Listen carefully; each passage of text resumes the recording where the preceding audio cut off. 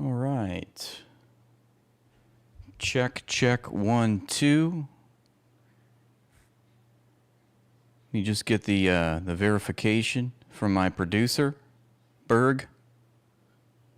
Are we live yet? Doesn't seem to be going live. There we go. All right. Well, now I know I'm definitely live right now. It always takes a few seconds or minutes for it to actually go live. And how's everybody doing? Welcome to the show. It's May 14th? May 14th, 2026. I'm your host, Rathbone. Tap that like. Thanks for being here. So, for years I've heard that Donald Trump, tell us just how evil communism was and is, simultaneously how dysfunctional it is, how they're also completely adept at taking over our entire country, though, if necessary, and we should be very scared. The Marxists, the anarchists, the agitators, the looters, and people who, in many instances, have absolutely what they are doing. Yeah, we've all seen that clip, right? We know that clip through and through. And then all of a sudden, Trump makes a trip to China and he completely changes the script. Now listen to him in front of a communist. In fact, not just any communist, but the head of a communist party. Well, President Xi, I want to thank you very much. I hope you guys can hear this. I know this sounds kind of low. First of all, that was an honor like few have ever seen before. And I think I was particularly impressed by those children. They were happy. They were beautiful. The military is obvious. It couldn't be better, but those children were amazing, and they represent so much. And I know they represent so much to you. You and I have known each other now for a long time. In fact, the longest relationship of our two countries that any president and president has had. And that's, to me, an honor. We've had a fantastic relationship. We've gotten along. When there were difficulties, we worked it out. I would call you, and you would call me. And whenever we had a problem, people don't know, whenever we had a problem, we worked it out very quickly. We're going to have a fantastic future together. Okay, you can't hear shit. Okay, sorry. Yeah, I don't know why that clip is so damn low. Let me turn this down. Probably gonna have to use my headphones. But yeah, that's exactly right. He's kissing ass. He's kissing some major ass. Let's turn this down. Okay. I'm just gonna use my headphones instead. So, in this clip, I know you can't hear it, but he says, we're gonna have a fantastic future together. I have such respect for China. The job that you've done, you, President Xi, a communist, are a great leader. He says it to everybody, you're a great leader, even though people don't like to hear it, but he says it anyway because he always says the truth, says Donald Trump. However, this is kind of strange, right? He's prostrating obsequiously and heaping praise for communists. It's ironic. What it reminds me of is actually the very thing I harp on in this stream about with you, which is that material power always begets ideological support. Anti-communism as an ideology is vanquished once it is presented with a provable, material, demonstrable model of success, and that success is China. Now, mind you, notice that when we speak of China, we don't call it communist. We don't call the country communist because it isn't, and neither does the Chinese Communist Party call China communist. It is an emerging socialist state competing and contending in a world encircled by imperial capitalism of the 20th century. That's what I always say when people want to ask me about China. And as China says, it is doing socialism with Chinese characteristics. But, like Mao said, political power grows out the barrel of a gun. China's main weapon is its economy. It is the world producer. Half of all consumer goods that the entire world consumes is produced in China. The world needs China at this point, more than it needs the United States. Indeed, even the United States needs China more than China needs the United States. China, through decades of harsh sanctions imposed on it by the U.S.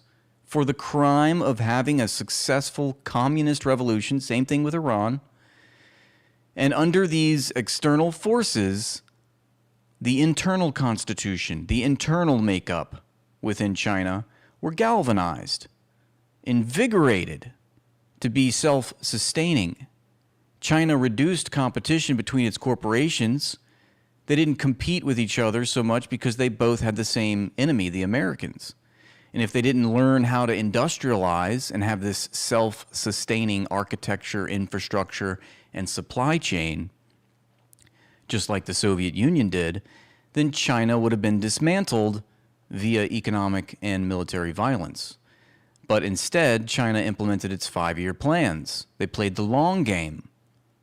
And I believe Mao was asked somewhere in the 50s, and in like, let's say 1950, how many 5-year plans would it take to overcome the United States? And the answer that he gave, when you did the math, amounted to the year 2025, which was last year. So China is now in the adult in the room. The United States is slipping on the global stage, power shifting eastward. And I think that's largely why Donald Trump became president, to distract people from the lunacy of our foreign policy with more spectacle, because he's great at that, so that the banksters behind him can continue raping the public coffers. Because there's no utility for the bankster class to cede power and acquiesce to public pressure and demands. That just means a death sentence for their class, right? So it's always a war over resources, and China has won that war. And that's why we see Trump symbolically proving that with this trip. And just one more point about the internal constitution versus external forces. I'm reminded of a really prescient work called On Contradictions by Mao Zedong.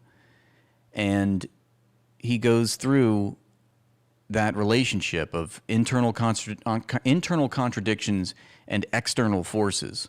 And he says that the internal contradictions always drive an object's development, its evolution. And the external forces act as a motivating, as a motive for those internal contradictions. So the example that he gives in his work is the object of an egg. And under the right temperature, under the right conditions, an egg, because of its internal constitution, will evolve into a chicken. But there's no right temperature or conditions for an egg to become a stone. Or conversely, or to put another analogy, under the right temperature and the right amount of pressure, carbon becomes a diamond. But under no temperature or pressure will carbon atoms become a chicken. And you apply that to countries as well. And the point I'm making is that the internal contradictions within China were, like I said, galvanized. They were able to transcend their country based on its internal makeup and the external forces that provided the motivation for that internal contradiction to eventually evolve. And, this should show people that history is dynamic, it's evolving. If we were to believe the capitalists, their narrative and their conception about history in the world, China would have never risen out of its century of humiliation and become a leading superpower in the world. We'd still be in the Roman Empire, right? There would be no change, no social progress. But we know that's not true. Human society is much like eggs or, stones or any object in the universe, they're all evolving. It's all dynamic. It's not static. So,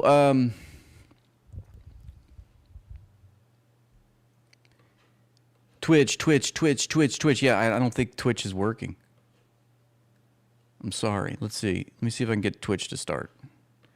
Running a new setup here, and still working out the kinks. But I should be streaming on Twitch now, hopefully. I did start it. I forgot to start it. Maybe that's the reason. But we're streaming in 4K now, and I hope it's much better than how it was. So anyway, let's go through some of my reposts here, and we'll take you through this little saga of Trump's visit to China. Excuse me. Don't forget to tap the like button. I'm going to take a sip of my coffee.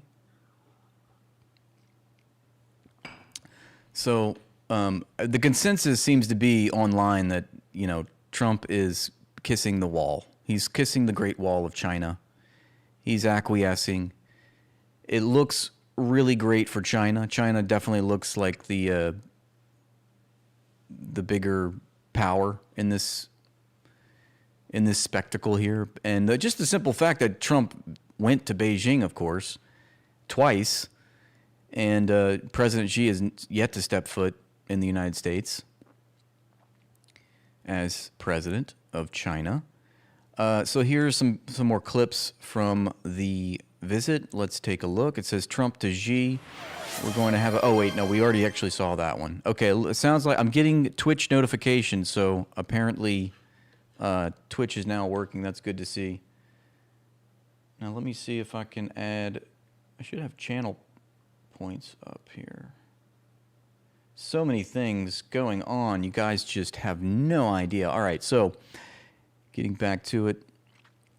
Everybody's sharing that same clip. We couldn't hear it, so there's no point in trying to play it again, obviously. Trump ignores questions about if he and Xi discussed Taiwan in this clip. Reporter, how were your talks, sir? Let's just, rather than just read the caption, let's just play it. How were your talks, sir?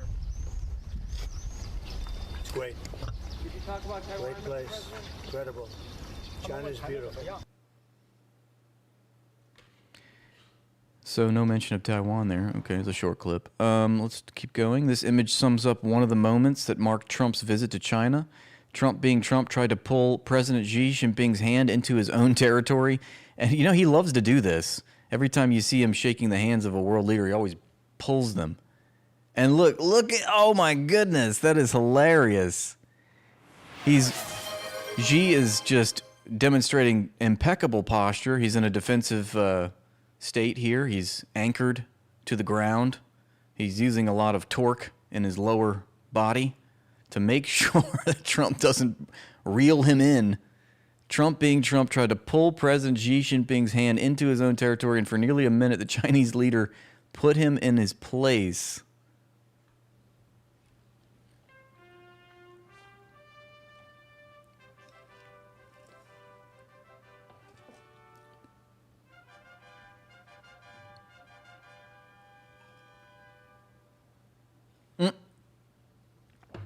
You can see the struggle there.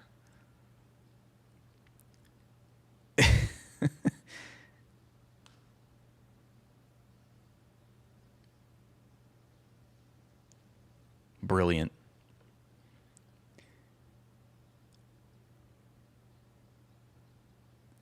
And people are saying President Xi is 5'10", and Donald Trump's supposed to be 6'3". That's what we're told.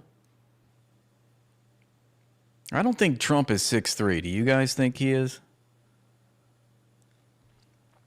I don't believe a goddamn thing that they say about this man. This is weird too. I mean, he goes through and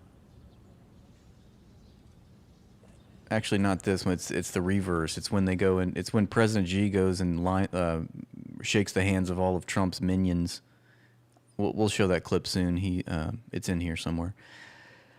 All right, let's see. Did you talk about Taiwan? China's beautiful. We just saw that. Lots of the same clips get shared. So Here's another one. Trump does not dare talk about Taiwan in front of President Xi. See the same thing.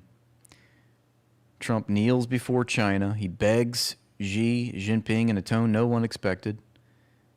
He says, I brought with me the 30 most powerful business leaders in the world. I didn't bring any substitutes. Pretty funny that these 30 most powerful business leaders in the world are all mega multi-billionaires. And we know that China, when they find someone is guilty of corruption, that has accrued billions of dollars, what do they do to them? You know. They get handed the death sentence. It's pretty funny that he brought all of these people that if they were Chinese citizens, China would execute them. He says, I wanted the number ones, Elon Musk, Tim Cook, Jensen Huang. They're all here right in front of you. Another thing that's just so weird about this is that you should be, it's not weird because we know everything we know about the political economy of capitalism and the state corporate complex and how it operates. But it's pretty open, you know. Trump is not bringing other delegates, not other diplomats, not other people that are actually in the administration. He's touting all of the private business leaders as foreign policy, arbiters. Maybe that's not the right word, but you get the idea. So I wanted the number ones. He says Elon Musk, Tim Cook, Jensen Huang. They're all here right in front of you. And then came the phrase that froze the room. They've come to show respect to China. They want to invest, build, and do business. I just beg you to make it 100% reciprocal, please. Wow. Look at that. Probably can't hear it. I'm glad they have the caption because the audio is just so shitty. Let's see, I turned it up. This is maybe the biggest summit ever. They can never remember anything like it. I can say in the United States, people aren't talking about anything else. But it's an honor to be with you. It's an honor to be your friend. And the relationship between China and the USA is going to be better than ever before. Thank you very much. I mean, it's giving the same vibes as when he took all the business leaders, the same cast of clowns, to the Arab summit in the Middle East for Saudi Arabia. And he talked about how they were ushering in this new change in the Middle East, and it was going to be a global hub of capitalism, and everyone's going to make so much money. And then he goes and starts a war with Iran, and he insults the Saudi Arabian leader, and the entire region is in shambles now. So, you know, it's pretty much par for the course at this point. I think whatever Trump contends, it's usually the opposite that happens because he's a bold-faced liar.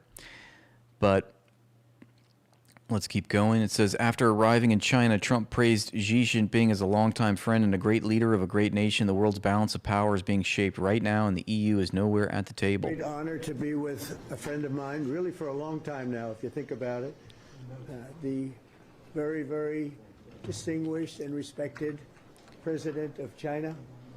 And I think this is an old clip, honestly. I feel like we saw this before. This might have happened last year. You never know on Twitter, you know, they'll throw out clips so you think that, oh, this is recent. No, this is from years ago. I don't know if this is the same meetings. But it's all the same story. Now, here is from President Xi himself. He says that he and Trump, through meetings and phone calls, have kept China-U.S. relations generally stable.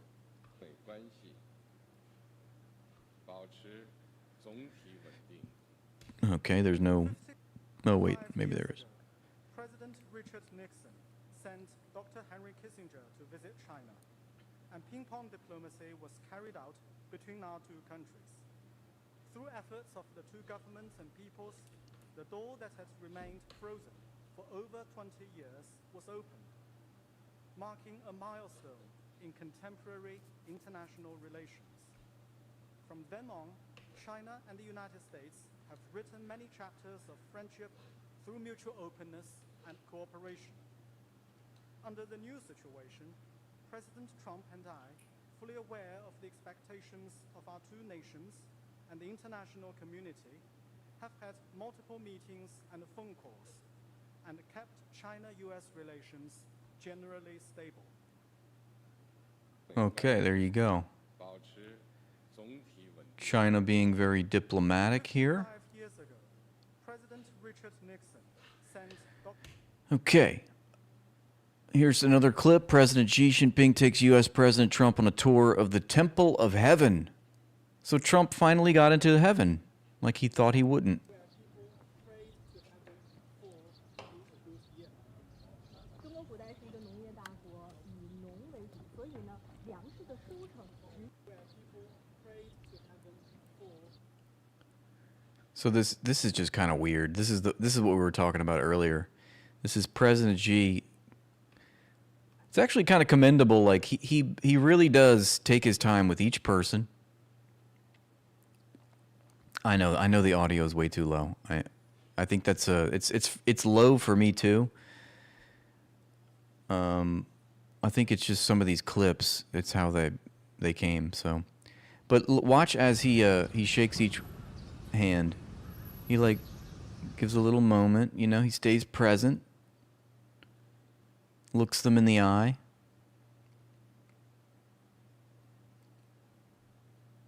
Then he gets to Stephen Miller, smug ass motherfucker. Smug bitch. But he's taking his time, you know? He's being respectful.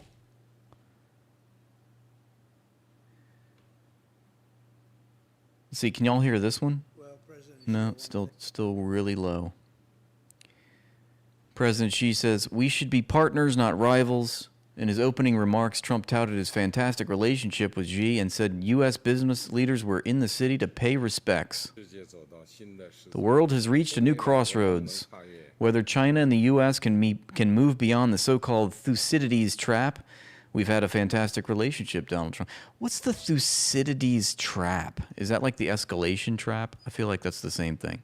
The Thucydides trap is a political theory stating that when a rapidly rising power threatens to displace an established ruling power, the resulting structural stress makes violent conflict the likeliest outcome.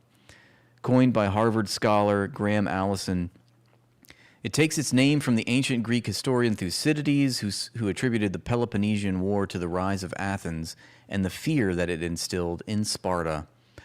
So Sparta, in this case, in this analogy, would be the United States, and Athens would be China. The core concept is not just the objective rise of the new power, but the subjective fear and anxiety it creates in the incumbent power that drives the tension. I wonder if this relates to game theory at all. According to the Harvard Belfer Center, this dynamic has played out 16 times in the last 500 years, with 12 of those instances resulting in war.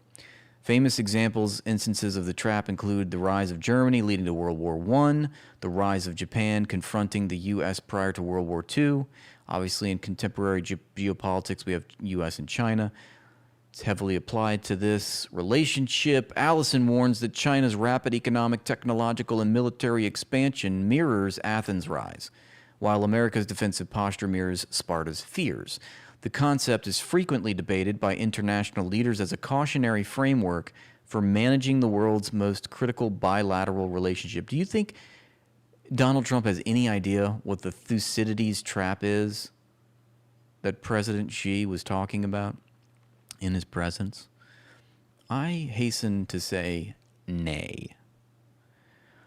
Let's see what Larry Johnson says on Sonar 21 about this meeting between two world powers. He says China sent a tough message to Trump, but did he understand it? This is exactly what I was just asking, right? Does he understand the words and the messaging that's coming from China and President Xi?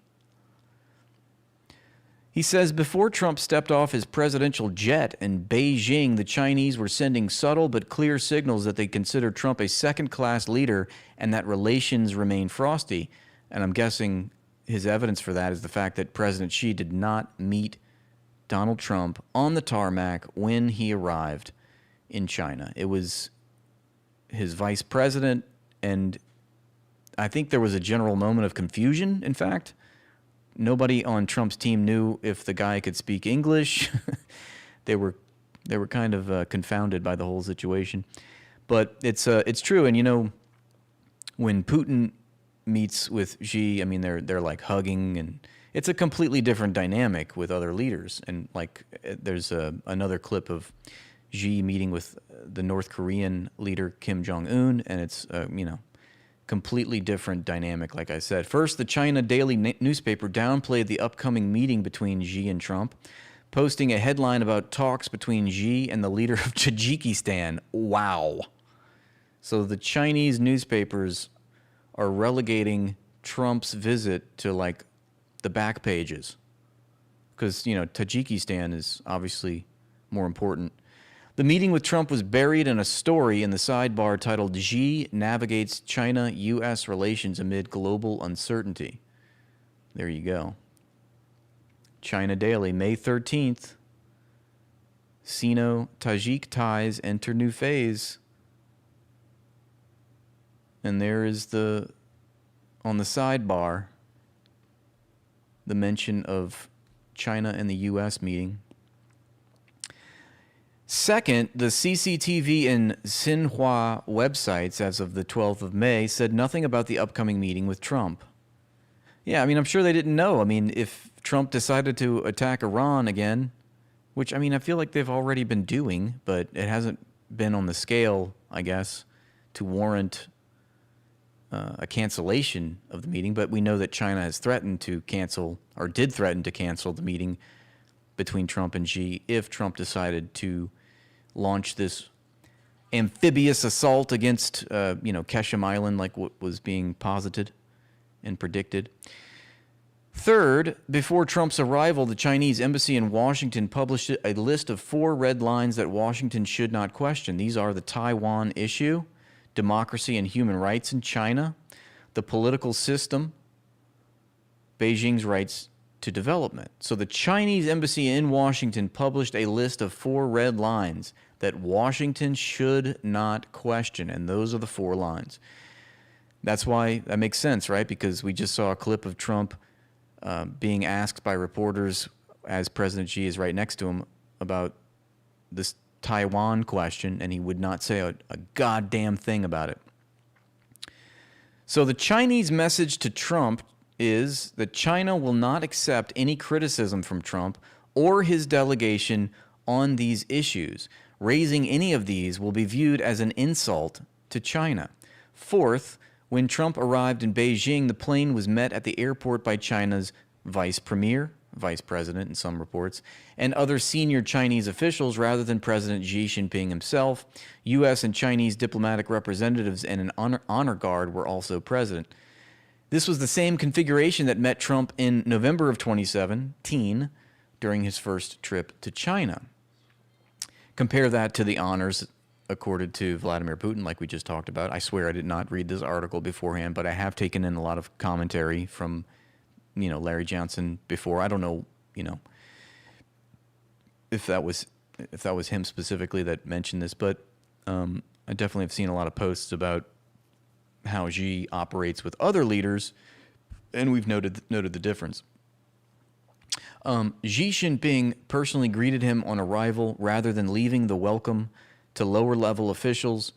Reports of Putin's 2024 and other state visits say Xi received him with full ceremonial honors, welcome ceremony or reception at the Great Hall of the People, and met him on arrival in Beijing.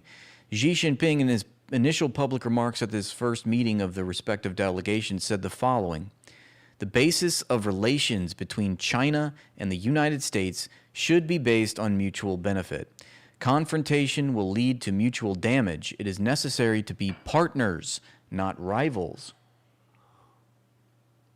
And as we just heard, China and the USA should overcome the Thucydides trap, which is a vocabulary word which will be on your final exam. I hope you take notes. And build a new paradigm of relations. Okay, now we're going to talk about the Thucydides trap, which is a political concept, like we just discussed, according to which a rising power threatens a state that occupies a dominant position, which makes an armed conflict between them almost inevitable. It is often used to describe the relations between China and the USA. On the issue of Taiwan, Xi stated that an incorrect approach to the Taiwan issue could lead to a conflict between China and the United States. Peace in the Taiwan Strait is a key factor in the relations between China and the United States. One issue that is likely to be discussed in private outside the view of cameras is sanctions. Immediately before President Trump's departure for Beijing, the U.S. Treasury's Office of Foreign Assets Control, OFAC, or OFUC, maybe, on May 11th announced sanctions targeting 12 individuals and entities for facilitating Iranian oil sales and shipments to China. Prior to this, on April 24, the U.S. placed sanctions on 5 major Chinese teapot refineries, including Hengli Petrochemical Refining Company and smaller Shandong Hebei producers for purchasing billions in Iranian crude. Thank you for the subscription there, Valve. This triggered China's first ever use of its blocking rules.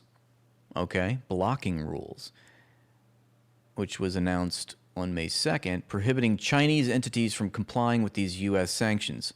Subsequently, on May 8th, the Trump admin announced additional designations on Chinese companies accused of aiding Iran's military intelligence efforts.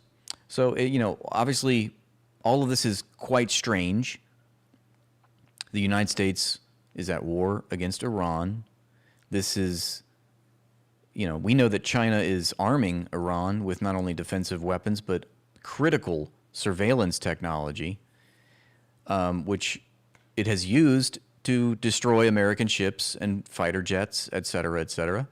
So now Trump is going to China, who he is ostensibly at war with, and he's asking for help from his enemy.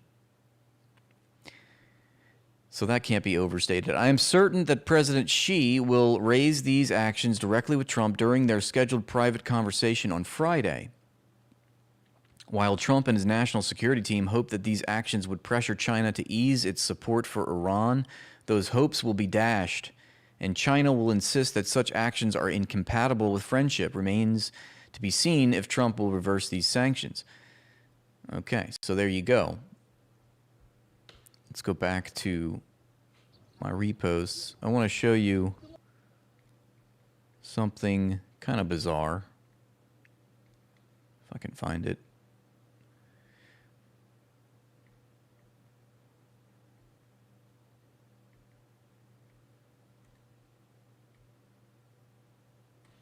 We'll get to all these in just a second, but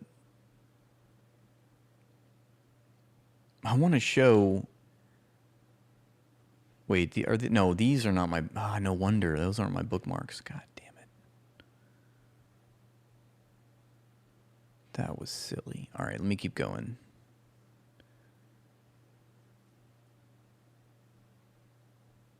Obviously, it's being memed to death.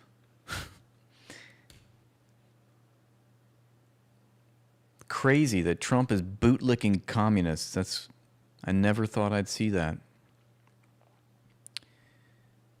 I'm trying to, here it is. This is, damn, President Xi really knows what Trump likes. This is so weird.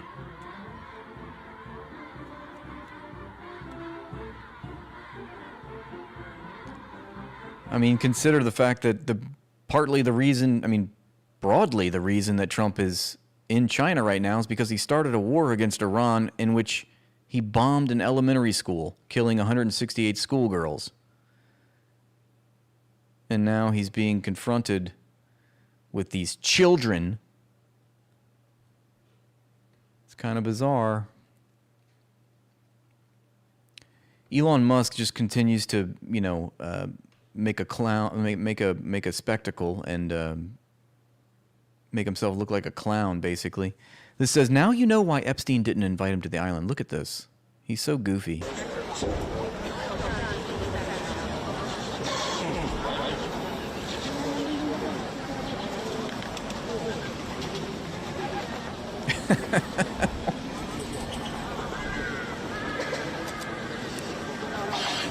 He's the only one. The autism is getting to him. His autism is peaking. Here he is on high on ketamine, apparently.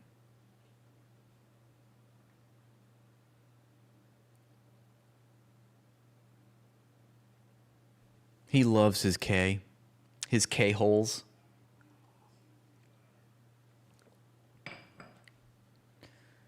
This dude has $832 billion to himself. What do you think China would do to him? As if China wants to do business with Elon Musk.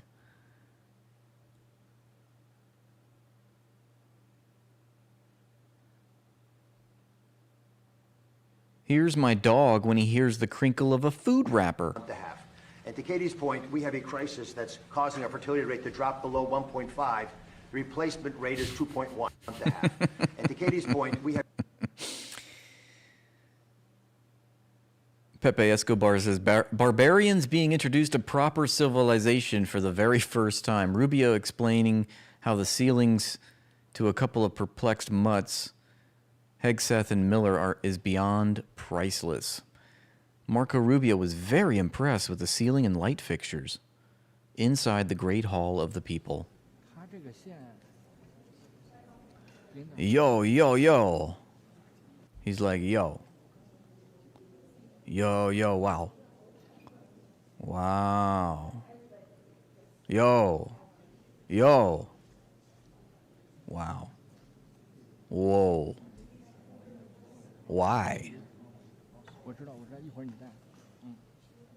Wow.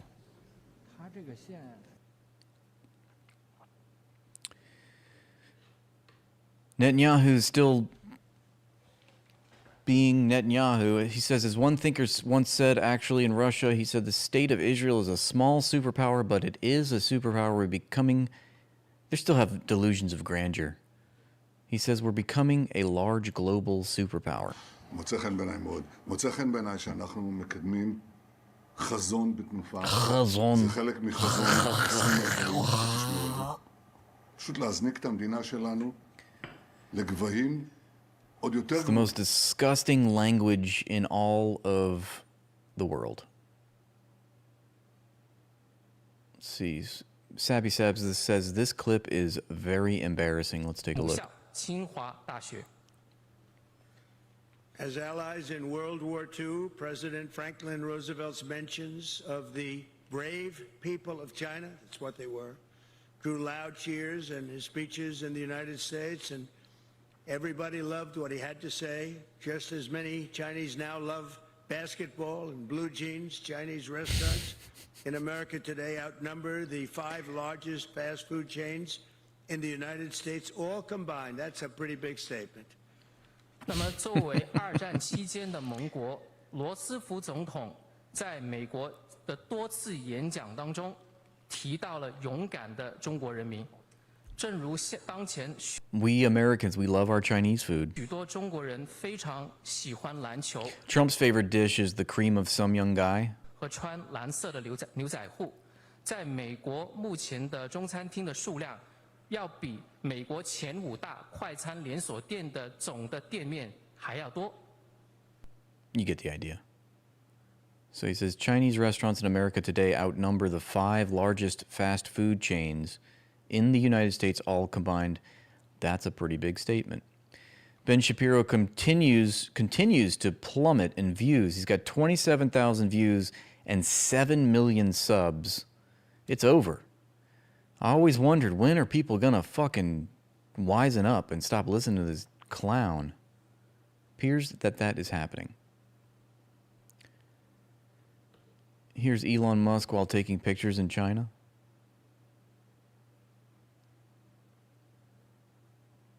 Y'all know that's a clip of Trump, really. That famous viral clip. Man, AI is just getting so good. Okay, let's see. All right, this is kind of funny because it's side by side. President Xi's remarks and President Trump's remarks. President Xi says, the world is at a crossroads. Can the United States and China create a new paradigm of relations to meet these global challenges together? America's president, Chinese restaurants in America outnumber the 5 largest fast food chains combined. That is a big statement. Can China and the United States overcome the Thucydides trap and create a new paradigm of major country relations? Can we meet global challenges together and provide more stability for the world? That motherfucker ain't listening. Can we, in the interests of the well-being of our two peoples, He's thinking about and the Chinese and the dumplings. future of humanity, build a brighter future together for our bilateral relations? These are the questions. Do you think like President Xi has any hope in any of the words that he's saying? I mean, I understand he's supposed to say these things. Like, you have to say these kinds of things. But behind closed doors, I think he's fully aware of how this is going to go down. Vital to history, to the world, and to the people. They are the questions of our times that you and I need to answer as leaders of major countries. This year, Blue jeans, Chinese restaurants He's talking about blue jeans and baseball and Chinese food restaurants. in America today outnumber the 5 largest fast food chains in the United We're not a serious country. Let's see. Sneeko interviews Professor Morandi. Morandi claims Ali, R.A. is alive as martyrs don't die, and it says it's not... I don't know who's Ali, R.A. It says it's not to shirk... I can't read that. I don't know what that means. Let's see. A little over time. I spoke to a Shia, and I had the pushback that Shias, they say, Ya Ali. And his response was really good, I have to admit. He said that we're not calling upon Ali. It's not shirk because we're asking Ali to make dua for us. And I said, well, Ali passed away. He was a martyr. And then he brought up the verse in the Quran where it says, don't think that the martyrs are dead, for in fact, they are still alive. And so that was a great response. And I was stun locked there. How do you respond to the idea of saying Ya Ali? Yeah, and of course, when the martyrs are alive, that means the prophet is alive, and he's alive with the in a different place. Whenever we call upon them, we call upon them to pray for us. It's like say Sneeko, my kid is, God forbid, has an illness. Pray for her. You say, well, go pray to God yourself. Why do you ask me to pray? It's not shirk. This is again one of those things where people want to believe something, so they will insist that they'll say, no, your intention is not this, your intention is that. So whatever, you can think what you want. Mm-hmm. There's nothing I could do about it. There's certain things that you speak to someone logically, reasonably, and they insist on just saying, no, what you're saying is nonsense. Up to a point, you say, at the end, you just say salam and walk away. Just like this, salam alaikum, and I'll message you. There you go. Assalamu alaikum.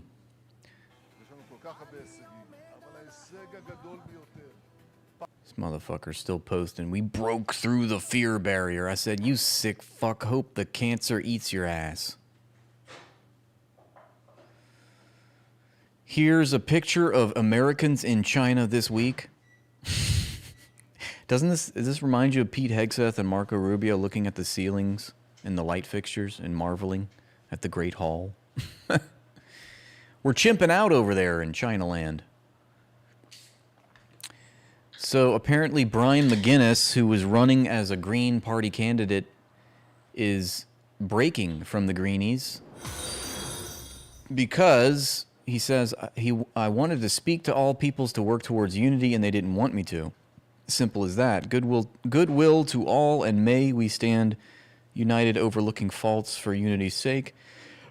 Stay strong and fight for our rights, America. So this is interesting. Let's see what this says. I wanted to thank everyone for their generous contributions to my campaign. I am leaving the Green Party, but I'm asking the Board of Elections how to proceed further with either running independent, which would require 100,000 signatures, so please be on the lookout for that, or as a write-in. I remain committed to being a voice for the oppressed and to stand against this genocidal money that's being spent abroad and bring it back to the American taxpayer. I want to apologize to any Green Party members who, but I ask you please remain with me in the sense that I still stand for a lot of things that the Green Party stands for. The rub there was they didn't like some of the people I was speaking to in an effort to build unity, and so that was where we disconnected. Please stay tuned to see what's next, and free Palestine and free America, and let's go. Good morning, everyone. So, I mean, I don't like to hear that. I don't like to hear that the Green Party is internally fracturing. But, I mean, I don't know what that's all about, but I still support Brian McGuinness, of course. He's one of the louder voices in this movement, and he's running for Congress in North Carolina. So I guess we'll have to see if he runs as an independent or what, but we'll be keeping you updated on that. Here's Fox News doing propaganda in the middle of the road in China. This is just kind of bizarre. They're complaining they got a ticket for wrong parking. Is that true? The hell is this music? It's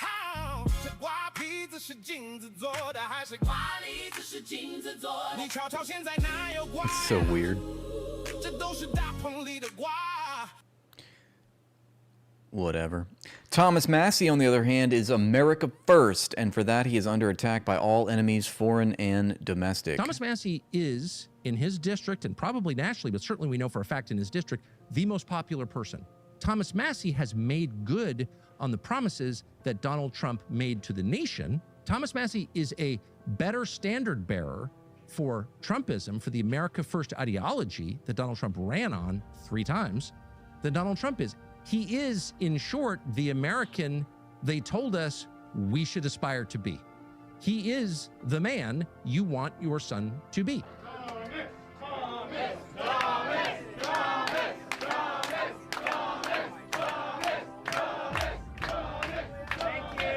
This is the Shire. I mean, look at it. It can't get any more beautiful than this. Here in these hills, these are the people that I grew up with, and the families that I grew up with are the same families my kids are growing up with. And to come back here and have a real interaction with people you know, and you know you're gonna know until you die, is very rejuvenating to me. I met Thomas before he came to Congress and was sworn in before his class was actually sworn in. But I was leaving Congress a few weeks later. So we actually crossed paths, so we can say we served in Congress together. I knew he was very dedicated to the cause of liberty. I was anxious to help him. And I think he has proved his case for being a defender of liberty and the Constitution. And he rides a tractor. He can operate a forklift. I'm sold. Yeah. If you put in an AI and asked, what would the Constitution look like if it's a representative in Congress, it would be Thomas Massey. You're not going to earn a lot of good friends on Capitol Hill following in the footsteps of Ron Paul. That demonstrated to me from the very beginning that this is a fearless person. But what people know about me is if you attack me, I'm probably going to dig in. You're not going to move me. I'm not bullied. He's way better than any of his critics on the Second Amendment. He's that was pretty harsh shot of the gun. He's like, I'm not backing down. Better on COVID. He's way better on the vaccine mandates, and we just go down on and on and on. Let's go down on Thomas. This is a takeover. America is occupied. There's no question at all that our government is occupied, that Trump's administration is completely occupied, and they are not serving the American people. This is despicable. It shouldn't happen. If you are in Kentucky, vote for Thomas Massey. Vote. Hope and pray that he wins. I mean, sure, rock that vote. Yeah, so apparently Thomas Massey's facing this this coordinated attack to slander his good name. I don't know much about it. They're trying to attack him for some impropriety. I don't know if it has to do with a sexual relationship, but probably, because we're talking about Mossad. And we're talking about Israel and the Zionist lobby, so, you know, they're trying to blackmail and do their usual shenanigans. Here's a clip of Nosferatu. Let's see. It says, our enemies seek to destroy all of us. All of us. They make no distinction between right and left, secular and religious, Jews and Arabs. אויבינו שואפים להכחיד את כולנו. כולנו. Kulano, everybody. Everything that this man says is fear-mongering. I don't even want to listen to him. He's just a scaremonger. What they know is what I know, which is that the cost of not speaking is higher. You know. There is a greater toll in not speaking, and you just got to have your priorities straight. You know, I am under no impression that my one small career could ever measure up in comparison to even one human life. So for sure, you know, it's an obligation, and nice. Yeah, that's a good way of putting it. What they know. So that's Hannah Einbinder. I don't really know much about her, but she's apparently an actress, and she is not concerned about being blacklisted by Hollywood when it comes to supporting Palestine. She champions Melissa Barrera, Susan Sarandon, and other actors speaking out. Everybody's talking about this guy, Chud. The guy calls himself Chud. He's some live streamer I've never heard of. Now he's wanted for attempted murder. But his whole thing is rage baiting black people on the street. He goes around antagonizing black communities, calling them racist slurs, threatening them. And apparently, I think yesterday or the day before, he did this same thing, and somebody attacked him, and then he pulled out a gun and tried to murk. And he even sent a message to, I don't know, I guess it's a Discord community or whatever. He was like, season finale, we're going to, you know, he's like basically showing that he had intent to kill. But here he is. It says another example of Chud the Builder. And I find that ironic that the guy named himself Chud, and he actually is a real life Chud. So here he is, another example of Chud the Builder threatening to murk people. This time 3 black men were simply walking to their car. You following me to my truck now? See? We got 18 rounds for you. We ain't got nothing else. Don't follow me in my truck. I bet you won't follow me in my truck. Come on. Look at him. Ooga booga. Ooh ah ah. Ooh ah ah. Look at these chimping out. What a fucking 931 loser. Seville. They ain't Look at these chimping out. Hey, thanks for the new truck you bought me. You following me to my truck? So that guy's wanted for, or he's been detained for attempted murder. See if I can find, there were some other clips about it. We'll just keep going for now. But yeah, Chud the Builder.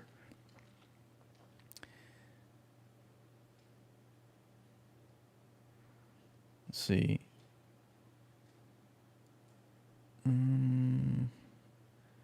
This is crazy. Candace Owens leaked a White House document showing the video of Erica Kirk following the 3rd attempted assassination of Donald Trump was 100% scripted. So this clip of Erica Kirk leaving the ballroom, you might remember, the ballroom, and stating, she said, "I just want to go home." Well, this White House document contends that it was driving the highest engagement of all incident-related content across platforms. It says, current digital assessment, strongest emotional response asset associated with incident, high cross-ideological circulation. This is how they think, you know. Elevated repost velocity among political commentary accounts, increasing use as symbolic framing device regarding media conduct and national stability narratives. The recommendation?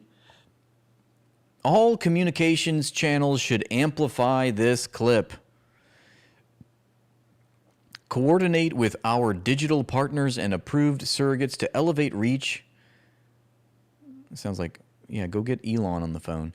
to elevate the reach and ensure dominant placement in the overnight information environment. Jesus Christ. Most viral engagement presently centered around attendee reaction clip now circulating broadly across platforms. External commentary. Expect aligned outside commentators to independently amplify. Professionalism of protective response. Media conduct during evacuation. Political rhetoric escalation concerns. Broader executive stability themes.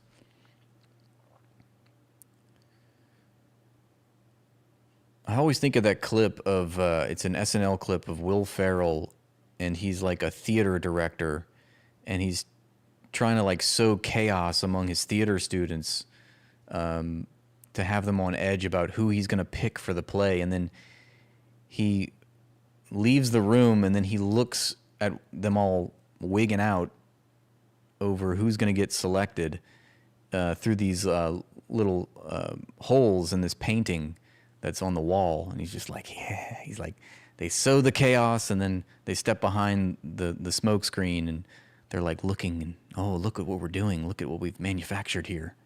This is what that sort of, this White House document, same kind of vibes. The hand rubbing intensifies. It's pretty bizarre. I don't know if it proves that the attempted assassination attempt was 100% scripted. It seems like they're more so like reacting to the, you know, whether they scripted this or not, but they're reacting to it and saying, oh, this is working. Let's drive this up.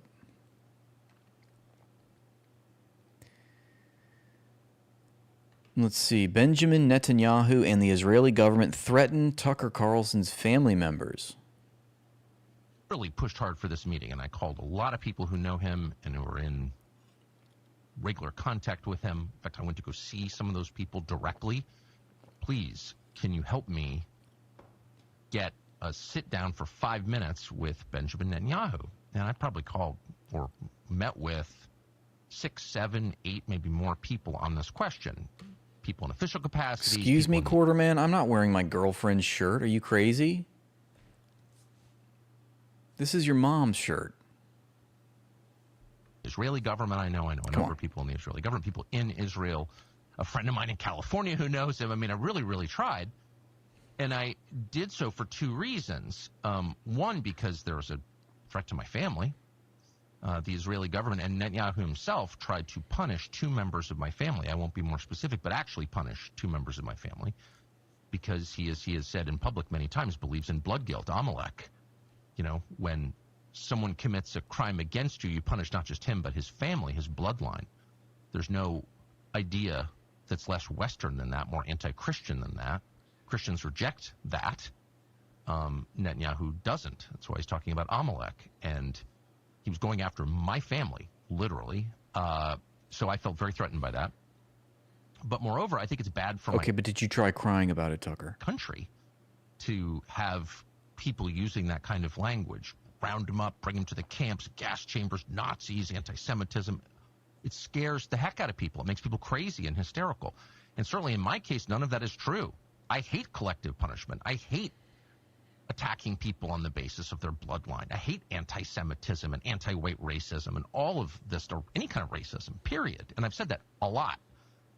So using that kind of language. No, Thugbone, I'm not seeing the Twitch chat. I am streaming on Twitch, but it's weird. I have a master chat box that's supposed to link up all of the platforms together in one big chat box, but I only see YouTube comments, so that's kind of strange. It shouldn't be like that.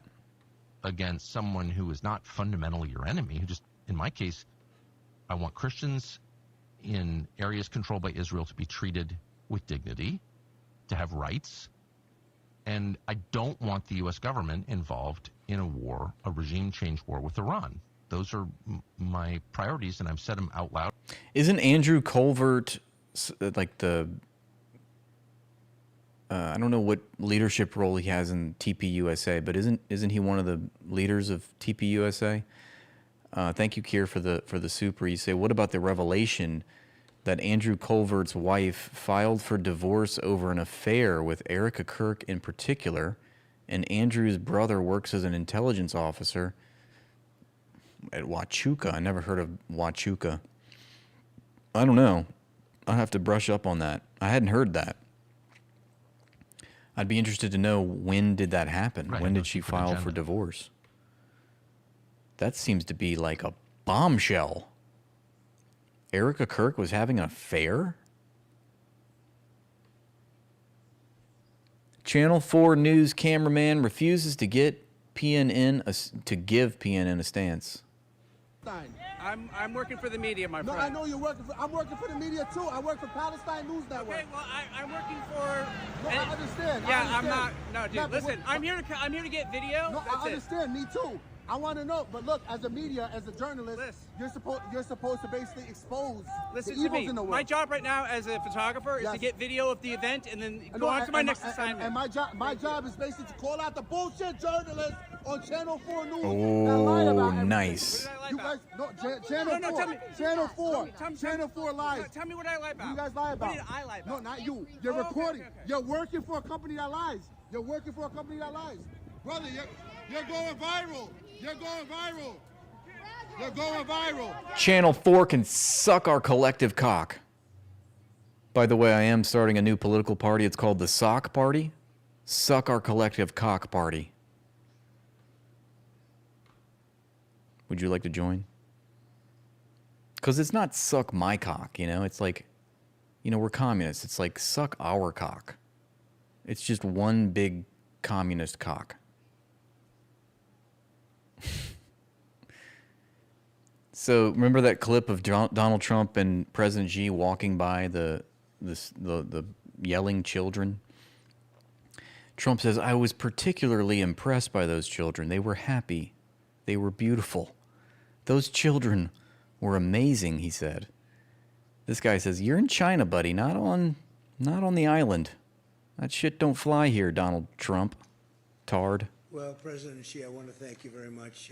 First of all, that was an honor like few have ever seen before.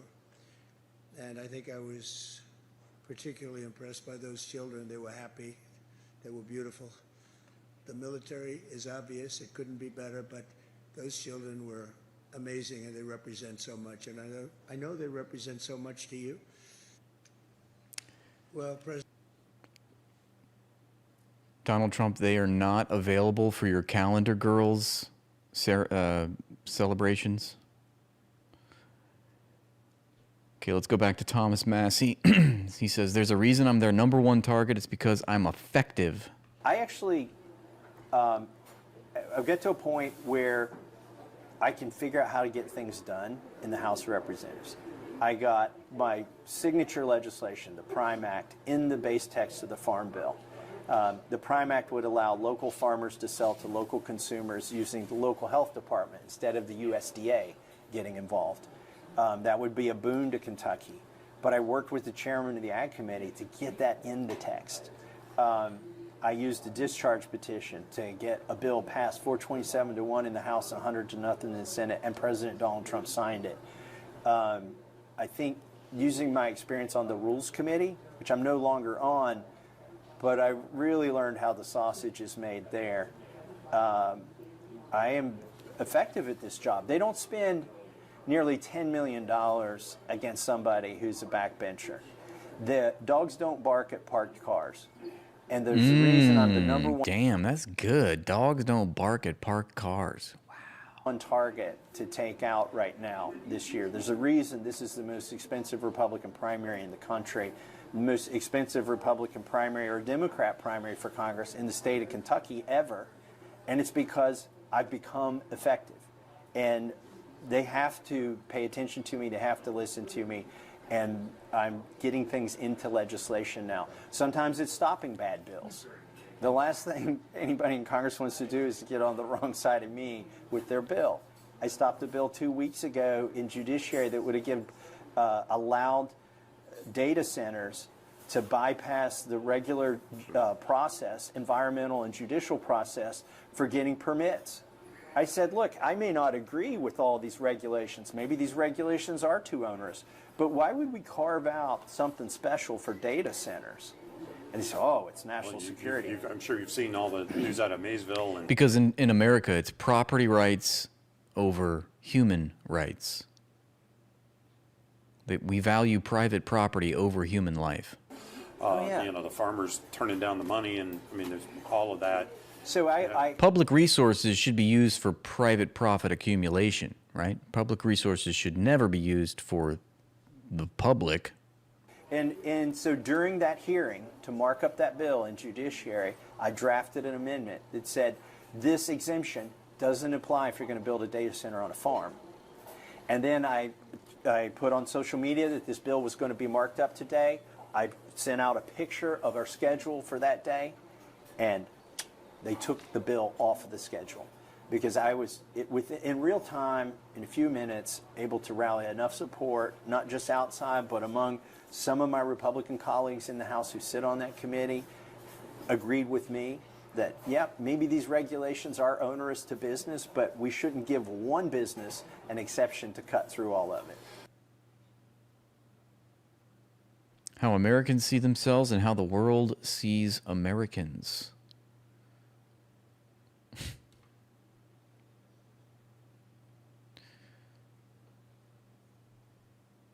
Elon Musk literally said, the problem is that after they, meaning socialists, eat the rich, they will starve.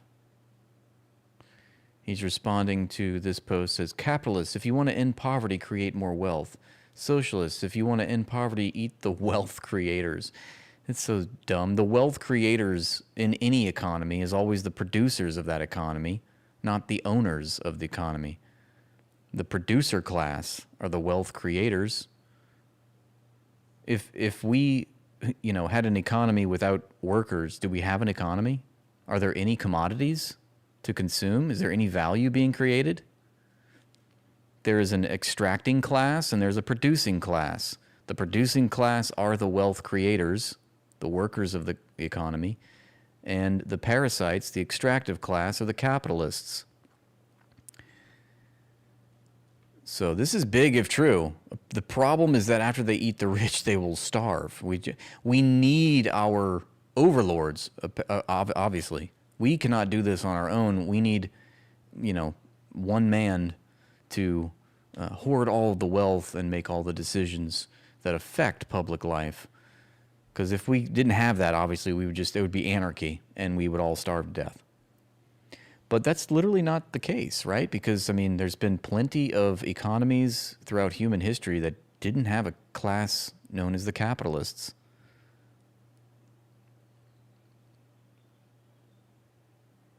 People aren't angry because they hate success. They're angry because millions work full-time and still can't afford housing, food, healthcare. Yeah, we're already starving under this economy. We're already food insecure. Maybe we're not starving, but we're insecure. We're insecure about vital resources like food, water, housing, healthcare, education,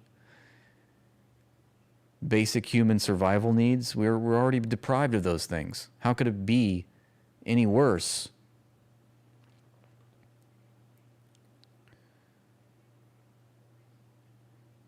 So they're angry because millions work full-time and still can't afford housing, food, healthcare, or rest, while a handful of billionaires accumulate more wealth than entire populations. A healthy society doesn't eat the rich. It prevents conditions where wealth extraction becomes so extreme that social collapse becomes inevitable. History shows civilizations don't fall because ordinary people asked for too much dignity. They fall when elites consume the foundations of holding the civilization together. If workers vanish, the rich have no factories, no logistics, no engineers, no food system, no civilization to stand on. Exactly. The real danger isn't poor people. It's an economy that treats human beings as disposable while concentrating power into fewer and fewer hands while destroying everything that it touches. It's a great response. Keir Brown, you're killing it. Thank you for the super. Elon, coming from his Israeli sponsoring South African apartheid background and culture, he would know what's best for the oppressed, wouldn't he? He would. Yeah, the reason that we even know of Elon Musk is because of the dispossession produced by the apartheid regime in South Africa.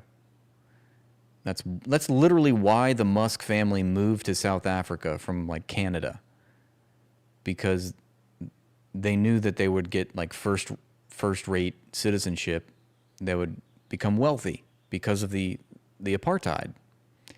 And he is the result of that. He's the consequence of these historical forces. Colonialism obviously being the major one there.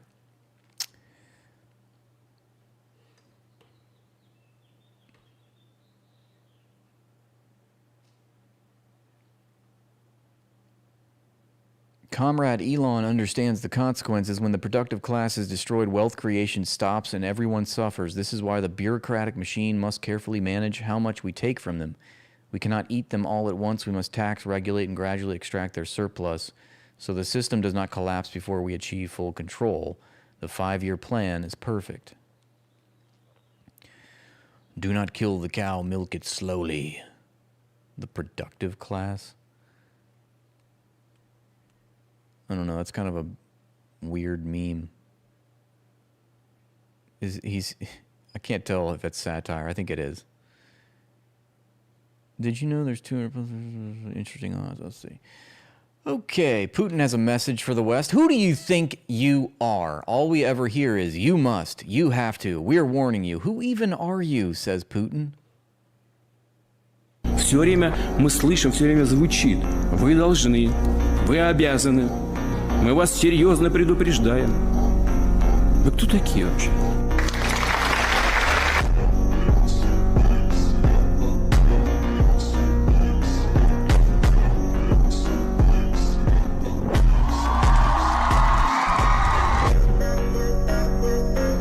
Travis, are you gonna start our new Communist Party we just started on the stream, the Sock Party? It's the Suck Our Collective Cock Party. Are you down? Travis, thank you for that super. I didn't even get to read it. It went by too fast. You got a job. Oh, that's awesome. You can now pay your bills again. That is wonderful news. I'm very, very happy for you, okay? This experience has shown you how our material reality is our economic conditions. Thank you. Thank you. Everybody clap. Clap for Travis. He was put out of a job a couple months ago. He's been searching for one ever since, and he did it. He did it. Please clap. I said clap. Thank you. Yes. Yes. All right, shut up. All right, sorry. No, I said shut your mouth. Gosh. Or shut your hands. Whoops. Let me get caught up here. Okay. What were we watching? Oh yeah, Putin. Putin is right. He's correct. This is really hilarious. So I have to show you this. I don't like Nick Fuentes, right? You know, we know he's all those things that we talk about. But this is a really funny clip because Hassan, everybody's trolling Hassan now because he's biting on Nick Fuentes. You know, he's like copying his look and he tried to do this monologue. He tries to do the monologue like Nick does, but he's like reading off of like some script, and it's just awkward, and this is just really funny to me. What's going on? Look at this. Look at this. Look at it. Look. And watch. He's going to do a monologue. Watch this. This is the Middle East we're talking about. America's had its tentacles in the Middle East for 25 years. This is so weird, man. 25 years, but certainly accelerated in the past 25 years. What's going on? As a regional power. It's like, dude, it's uncanny. What is happening? What is going on? First, in the New York Times, they write an article, is there an America First without Nick Fuentes? And they try to do AFPAC without me. They literally tried to do AFPAC without me, with every other candidate, every other B, C, and D list anti-Semite. And now it's Hassan Piker. We're wearing the same outfit. How did he know this was the next tie in the rotation? Navy suit, purple tie, the hand gestures. He's trying to do some kind of monologue about Israel. Look at this. Look at it. Blowing up American military bases, blowing up radar installations, and even destroying the idea of Dubai, as they've been able to do so successfully by making it uninhabitable for Western capital, making it uninhabitable for expats. He's so retarded. He's so retarded. The only reason it isn't really working is because he's got no flow. He's got no motion. I would agree. He's pretty awkward, you know, when we see him trying to give speeches and stuff. It's like, this ain't your bag, man. Come on. He's reading from a script. He can barely make it happen. Reading the words, trying to get it to flow, trying to riff a little bit, trying to make a point or something. It's not working. It's not working. But is that not the freakiest thing you've ever seen in your life? I saw that today. I didn't even think it was real at first. And people are just posting the screenshot, the side-by-side, the monologue, the hand gestures, the suit and tie. First, they said he was only doing it to make his head look bigger because his head is tiny on a bigger frame. He said, I'm wearing a suit to make my head look bigger. It's like, what is happening? Both of these clowns are advocating for vote blue. They're advocating for Democrats in the midterms. That's the further absurdity here. And he said he's doing it for the... And they're converging in aesthetics and also in form. Then he just like became me. Then in like 24 hours, he just became me. Should I get my glasses? Should I get my glasses? I kind of want to play it again. Look, dude, that's the money shot. You ready? Dude, he's literally he's doing it. He's doing the thing. Look. He's squinting. He's got that. Guys, it's getting really uncomfortable around here. I need to just go somewhere. Where can I go?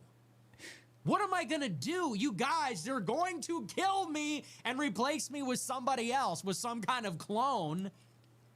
Look. So anyway, come on, that's funny. I mean, fuck them both, you know, but that's funny. Nick Piker and Hassan Fuentes.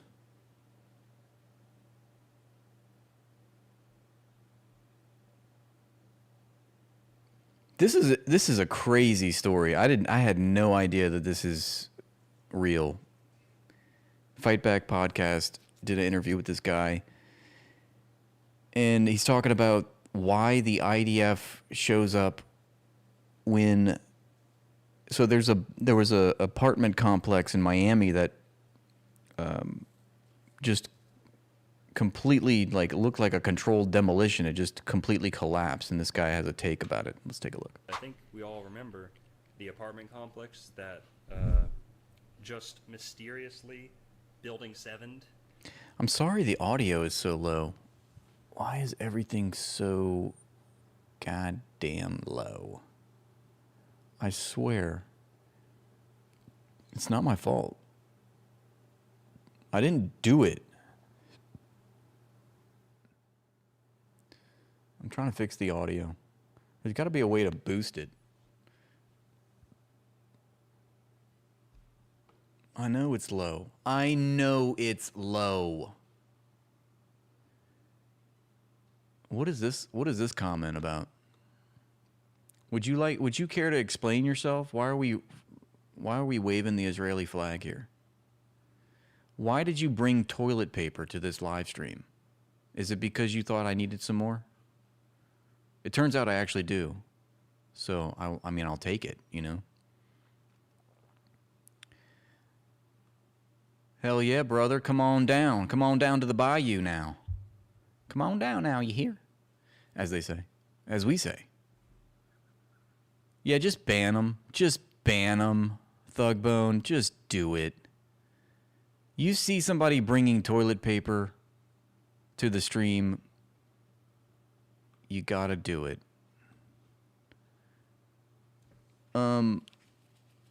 Yeah, that's true, Kier. I agree. Building 1 and 2 for sure, as well. Is the volume any better now? Into rubble. In North Miami. That was in Bal Harbor. That happened on the same night that John McAfee died. And it's believed that Who the fuck is John McAfee? Do y'all know that? Also, is that better? Because I think I just upped the gain. he had an apartment or information stored in this one little apartment in Bal Harbor. When that apartment building collapsed, they Here's the crazy part. Are you they listening? Didn't let American response teams or like emergency teams do all the digging. Jake, I'm not even kidding. Go look this up. They literally brought in the IDF. I didn't know that. There's dude. It's Why did they? I mean, it's Miami, right? So it's basically like an IDF haven. I mean, Miami is a Zionist cesspool. But the fact that they brought in the IDF, I mean, truthfully, the IDF has a lot of experience sifting through rubble that they've created. Ron DeSantis had a whole ceremony where he was like patting the IDF on the back. He's like, thanks. How can they rationalize this? How can they bring the Dude. IDF to handle American matters? This is insane. Dude, I think we all remember. So I didn't know that. And I wanted to share that with you. I think that happened like a couple of years ago. Like the early 2020s. We're in like the later half of the 2020s. That's insane. What happened? Where did the time go? All right, do we look at all the reposts here? Let's see. Talked about. Oh, there's that picture of his mugshot. The streamer Chud the Builder has been charged with attempted murder. This is the freak who live streams himself hurling racist insults at black people.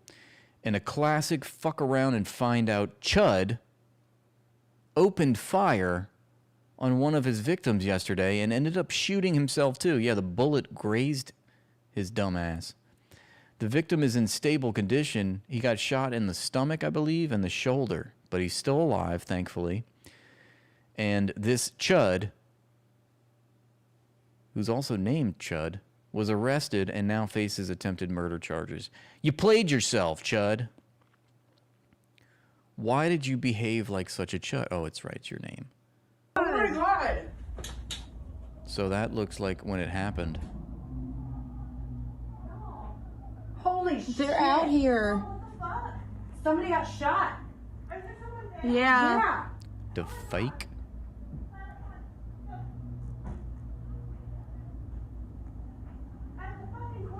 Yeah. At the courthouse. They got him. All right. They got him. Holy fuck.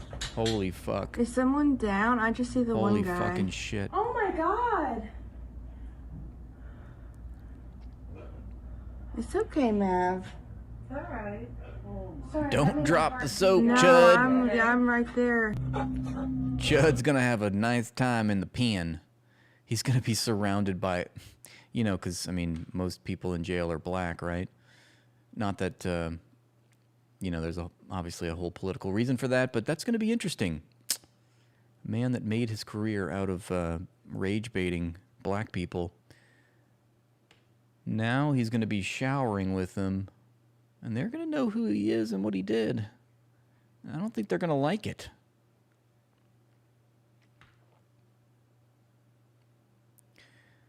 Today, I instructed my legal advisors to consider the harshest legal action against the New York Times.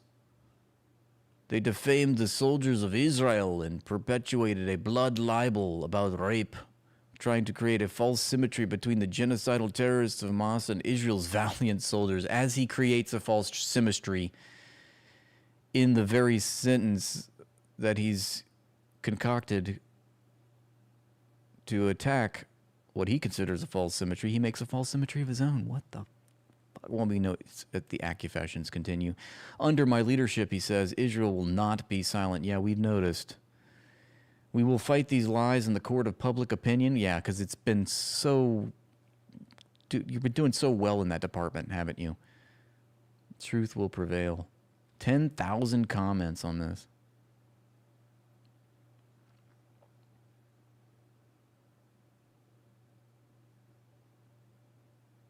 Hey, why is your Knesset member screaming that inserting a metal rod into the rectum of a hostage is legitimate? Why does your colonial settler state cheer rape? The Knesset member shouting that everything is legitimate when asked if inserting a metal rod into the rectum is legitimate for soldiers to do. אני לא יודע אם יודעים, אבל יש אירוע כרגע בשדה תימן שמשטרה צבאית הגיעו לעצור חיילים ששמרו על מחבלי נוח'בה. טרלול שהמדינה שלנו נכנסת אליו סביב הסיפור הזה הוא מטורף וצריך להפסיק אותו. ואני חושב שצריך פה לתת דוגמה אישית, ואני אומר עכשיו, ואני קורא לחברי הקואליציה לעשות כמוני, אני קם ואני יוצא מפה, ואני לא הולך להצביע יותר על... You get the idea. Fuck that. I can't stand listening to them, so I'm sorry. Not sorry. I don't know why Dan would do this. Dan Bilzerian, why would he say that he's 12% Jewish? I mean, you know what Nick Fuentes is going to do about that. He's in this feud with Nick, and he admits that he's 12% Jewish. Like, that's a good thing or something. Like, that's going to, I mean, that doesn't matter. Who cares if somebody's 12% Jewish or not? But in the present state of the political climate in the United States, it seems like a silly thing to admit, considering, who you're going up against in the Groypers. He says, for the eugenicists on here, my lineage is mostly Armenian, Norwegian, and Swiss. I mean, this is so silly, right? Like, who cares? I mean, we applaud and we appreciate Dan for running for Congress against that fat fuck Randy Fine and his Jewish supremacy bullshit ideology. He says, I have a great-grandfather on my dad's side who was Jewish, just like a guy who is 48% Korean and 12% Italian couldn't go around LARPing as an Italian. And a black guy who is 12% Chinese would never be referred to as Asian. I am not ethnically Jewish. I mean, I don't think anybody's ethnically Jewish. I think ethnicities and religious ideologies are separate. And I know a lot of people don't agree with that, but that's my take. He says, according to Hitler, an eighth Jew was a pure-blood German. So I guess that's clout. He's like, look, Hitler wouldn't have considered me a Jew.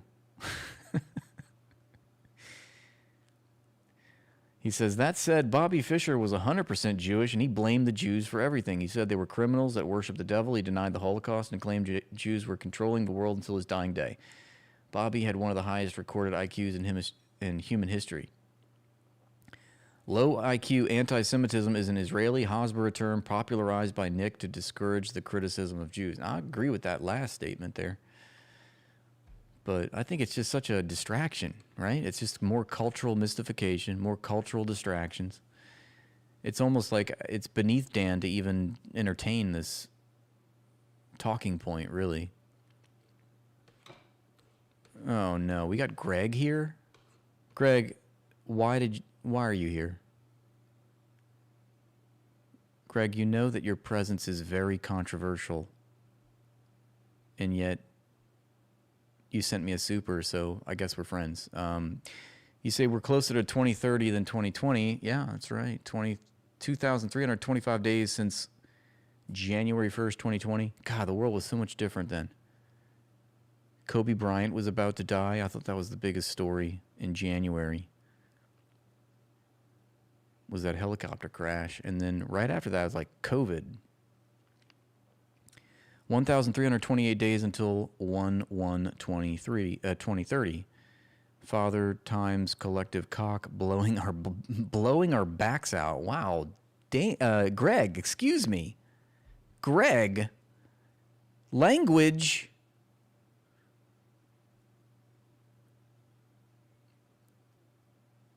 No, but that's true. Does he think Armenian makes him look less scammy? I don't know. I mean, I think it's a silly little feud happening. But it's happening, And we're here to notice the happenings that are happening. Jill Stein says endorsing a private prison profiteer who doesn't support Cal Care, rent control, or billionaire tax instead of the anti-Zionist eco-socialist who does. DSA's modeling on how to be a working-class traitor, more like. This is in reference to Tom Steyer's candidacy, who is the California DSA voter guide recommendation. The most progressive of the current viable candidates for governor is Tom Steyer, they say. Time will tell whether he's truly a class traitor. Okay. This is funny. It's like the Kyle Rittenhouse meme, but it's Chud the Builder. And he's like, I just asked if he was chimping out. That's our future right there. He's going to be on the stand crying, hoping he gets the Kyle Rittenhouse treatment.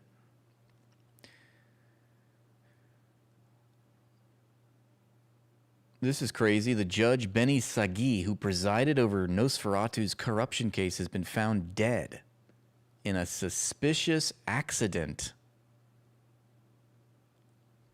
Apparently, he accidentally shot himself in the back of the head 3 times and then jumped off a balcony.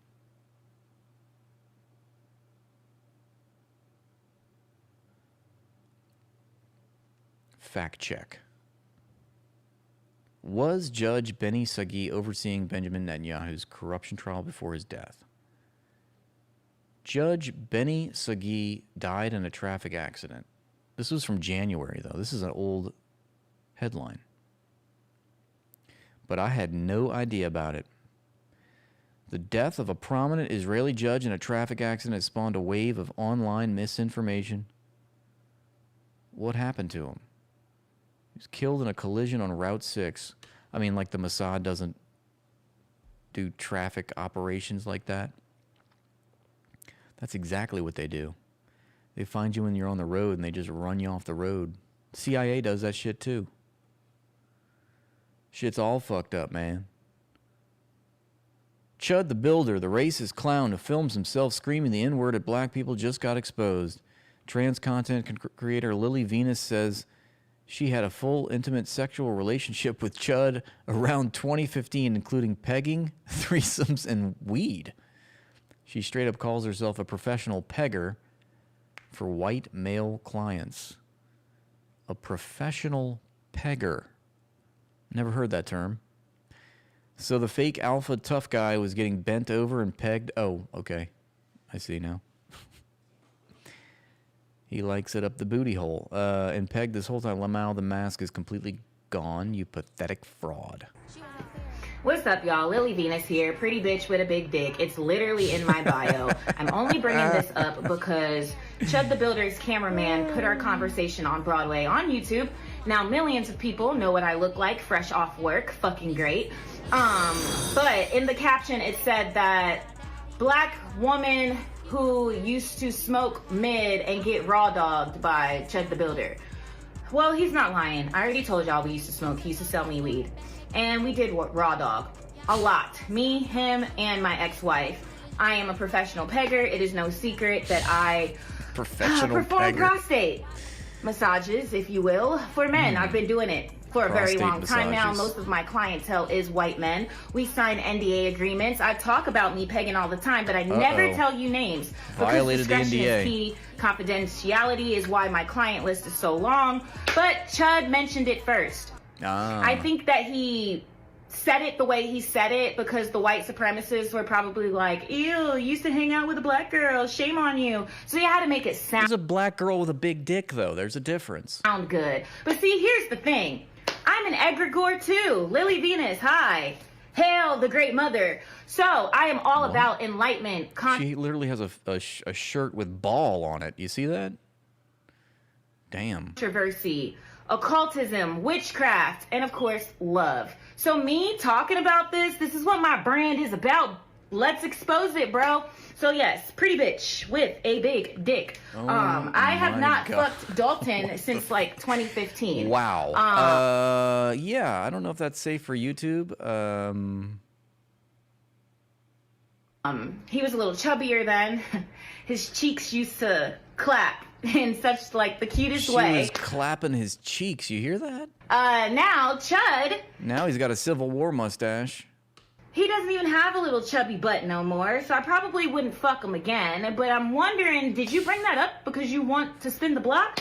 Now, Is this Chud right here in the bottom picture? I first fucked him, he was a virgin, and I'm having a hunch that he probably hasn't been fucked since me and my ex-wife.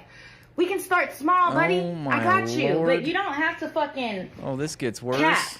Like, if you're gonna say that we fucked, say the whole truth, okay? Yikes. Now, with that being said, why do I peg? Because it's a hustle and it helps me get through. This is certainly my next question. Why? Let's talk about your pegging career. College. I'm still in college, but now I don't have a choice. I will forever be a top my Lord. because I had a surgery 3 years ago. The doctor fucked up and chopped my coochie off. God. You don't believe me? The link is in the fucking bio. I have believe been you. this way my whole life. I don't think my I want to know. ex-girlfriends can vouch for me.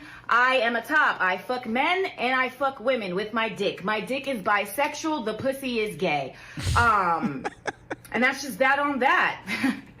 I don't know what else y'all want me to say. So I'm not going to give this any more attention. Today is Sunday. Happy Mother's Day. I'm not bringing this into next week. Stop fucking asking me where can you find Chud. He's on Broadway. The same way I found him, you can go find him too. Bye. Wow.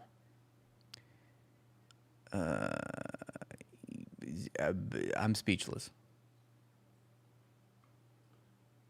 I'm just going to move on from that because who is this? This Dzerzhinsky fan? We might need to ban him. Is he trying to get me canceled?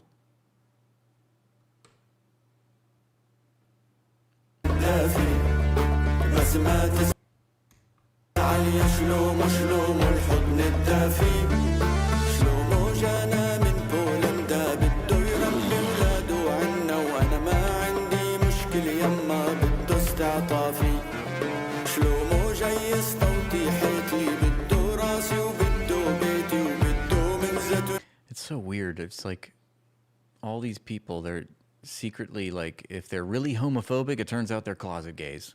If they're really racist, it turns out they're being pegged by black trans girls with big dicks. You've seen it once, you've seen it 1,000 times, folks. If I had a nickel.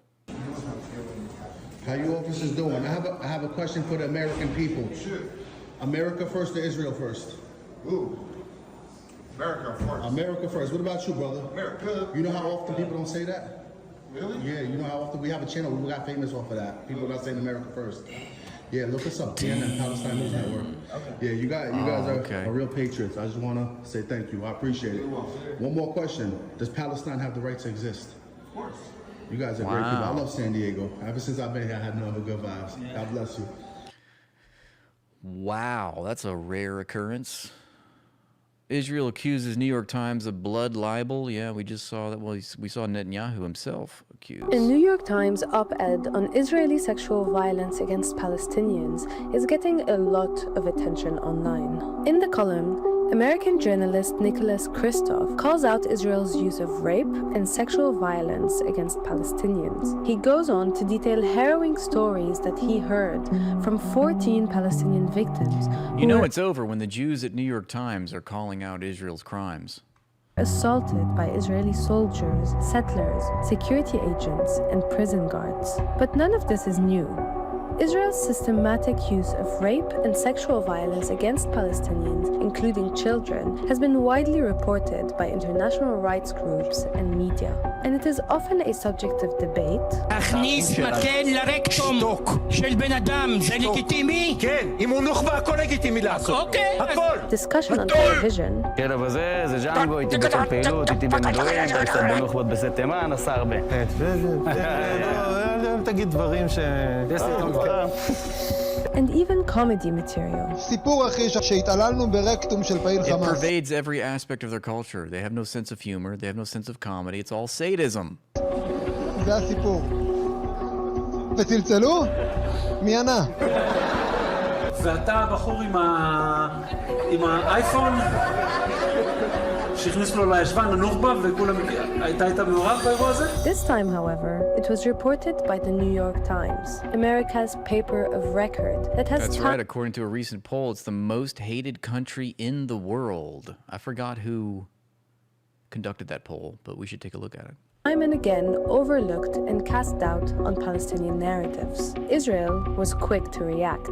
Official Israeli accounts and pro-Israeli figures slammed the piece, flooding social media feeds with criticism of the article, its author, and the publication. Israel's foreign ministry accused Christoph of blood libel, of inversing reality and spreading baseless lies. Israel's ambassador to the US, Michael Leiter, also accused Christoph of lying. And by the way, this isn't the first time the New York Times has disproportionately bashed Israel. Oh, it's an addiction. This is characteristic of the same paper that disseminated baseless accusations of starvation. While Israel denies accusations of sexual violence against Palestinian prisoners, the government has not allowed the Red Cross to inspect the conditions of detainees in Israeli prisons for years. And if they do make it out of detention, inmates come out looking like this. Israeli soldiers... Yeah, I've definitely often noticed that they... And they'll do it only to that word. There's other words that begin with H, but for some reason, only that word with Hamas. It's like they really get the spit going. But yeah, I think that's true. I think they do it on purpose. They want to be reviled, and it's working. You have to, at some point, consider that maybe everything that they're doing, the fact that, you know, they're losing public opinion, that's not intentional. I think it actually is intentional. I think they want the world to hate them. I think they want the world to hate them so that they can bring about the rapture. Were even caught on camera gang raping and torturing a Palestinian prisoner in the notorious Sde Timan detention facility. And while Ambassador Leiter claims that any complaint of unlawful conduct by Israeli authorities should be submitted to investigative bodies, and as is customary in a democratic society. Yeah, sometimes they forget to do it like in the same sentence too. Like they say the word twice in the same sentence. It's like you'll see one time they whatever, they hiss, and then the other time they don't. It's like they forgot. Those complaints will be reviewed thoroughly. The soldiers from Israel's Unit 100 returned to reserve duty after charges against them were dropped. In fact, solidarity protests took place when the soldiers were detained for questioning. Meanwhile, the whistleblower who leaked the video was arrested, and no internal military investigation into the incident has been carried out. Instead, one of the soldiers, Meir bin Shitrit, has garnered a large online following. Meir bin Shitrit. It's beautiful. ولدولة العرب إلى واحد بده يخط رجله هون بقول لكم من هون اليهودي ولا كتين ولا عكيد ولا إشي جايز عليكم نووي من الصغير لكبير نحرقكم دولتكم ولا واحد ياخد القدس. And made multiple appearances on prime these Jews are scary. Time television, where he is sometimes introduced as a hero. That is some scary shit, man. I ain't scared, though. You scared? I'm not scared. Fuck them. Cowards. Not even 12-year-old Palestinian girls are scared of the IDF, so ain't no way we're gonna be. Yeah, this moms.gov thing, it's a trap. The Trump admin launched moms.gov on Mother's Day, and doesn't that sound sweet and normal? But like everything they touch, it's not. It's pushing crisis pregnancy centers, which are taking over for Planned Parenthood and other legitimate health clinics as their funding is now cut thanks to the big beautiful bill. Crisis pregnancy centers, or CPCs, present themselves as actual medical clinics, but are usually religious-run orgs that are anti-abortion, rarely have real medical professionals working there, and give people wrong, potentially dangerous health info. It doesn't mention that the Trump admin has slashed funding to pro-life and pro-mother things like WIC benefits that would specifically help new moms with things things like food. It talks about breastfeeding and how important that is, ignoring how that isn't possible for a lot of parents physically, especially because Republicans have voted for decades against paid family leave, so many families need to rely on formula feeding because they need to go back to work sooner than they'd like to. No, instead they hired a cute graphic designer to push the idea of the divine feminine in prairie dresses. They say they're pro-family, but what they really are is pro-forcing you to stay at home with a baby so you're too distracted from how bad they're making the country while they take away your rights. But that's a lot harder to put on a website. All right, there you go. Aviation accident investigator was surprised none of the 4 black boxes were ever found on 9/11. Investigator Alex Piper still has his doubts. But Ballone's story leads him to Deo Leppard. Leppard has been a commercial airline pilot for 5 decades, and he's the expert in aviation accident investigation. So in your 48 years in the industry, have you ever been to a scene or heard of a scene where the black boxes were not recovered? No, sir, I have not. Never once? Never once, no. Were you surprised when you heard that none of the 4 black boxes were found from the World Trade Center site? Yes, I was. I was quite surprised. I mean, it was a big mess there, let's face it, but these things are very distinctive. They're bright orange color, and they're very easy to see. What are they built of? Usually steel or titanium. They're practically indestructible. They're designed to withstand the temperature of fuel in an aircraft that's burning is about at 1100 degrees Celsius, which is about 2000 degrees Fahrenheit. So the odds of going to an accident scene and not finding these black boxes are? Almost zero. For real, though, I mean, it's not like it happened in the ocean. And even if it did happen in the ocean, I'm pretty sure they could still find the black box. Even if it was at the bottom of the sea. But somehow we can't find the black box in the middle of downtown Manhattan. You know, the plane exploded in a field in Pennsylvania. There's literally nothing else around. Where's the black box? That's the easiest find. They have it. They've got the black boxes. They're just not sharing about it.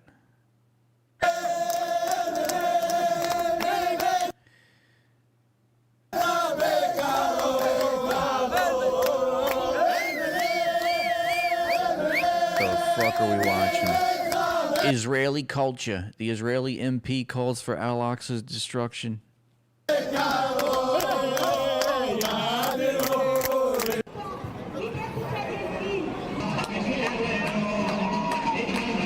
It was time. Ben Gvir declared it was time to demolish the site to build the 3rd Jewish temple.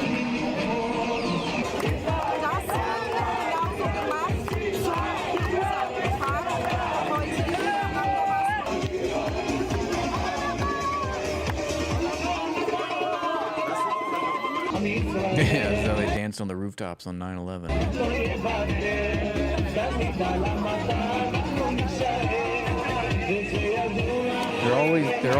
They're always celebrating destruction, never creation.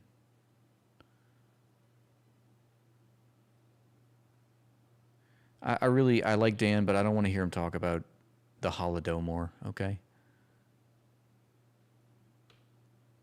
This little device right here changed federal law. What's funny about this? All the fucking Christians that got killed at the Holodomor, they don't even have a fucking plaque for that. They don't. What's funny is this: is that Dan will say, "I don't believe a goddamn thing my government tells me," and then he goes ahead and spouts CIA talking points about the Holodomor. Come on. Give a shit, but how many fucking Holocaust museums do they have? You know, they march I agree with that, though. Like, how many fucking Holocaust museums? every FBI member into the fucking... There's a Holocaust museum in every downtown of every major American city. Holocaust Museum. They make every single one of them go to the Holocaust Museum. Really? They don't have to go to the Armenian Holocaust Museum. They don't have to go to the fucking Holodomor Holocaust Museum. They don't have to go to the fucking Bolshevik Holocaust Museum. Only the Jews. They literally hijacked the entire narrative of World War II and made it all about them. I mean, he could talk. I mean, he's Armenian, right? He could talk about the Armenian genocide.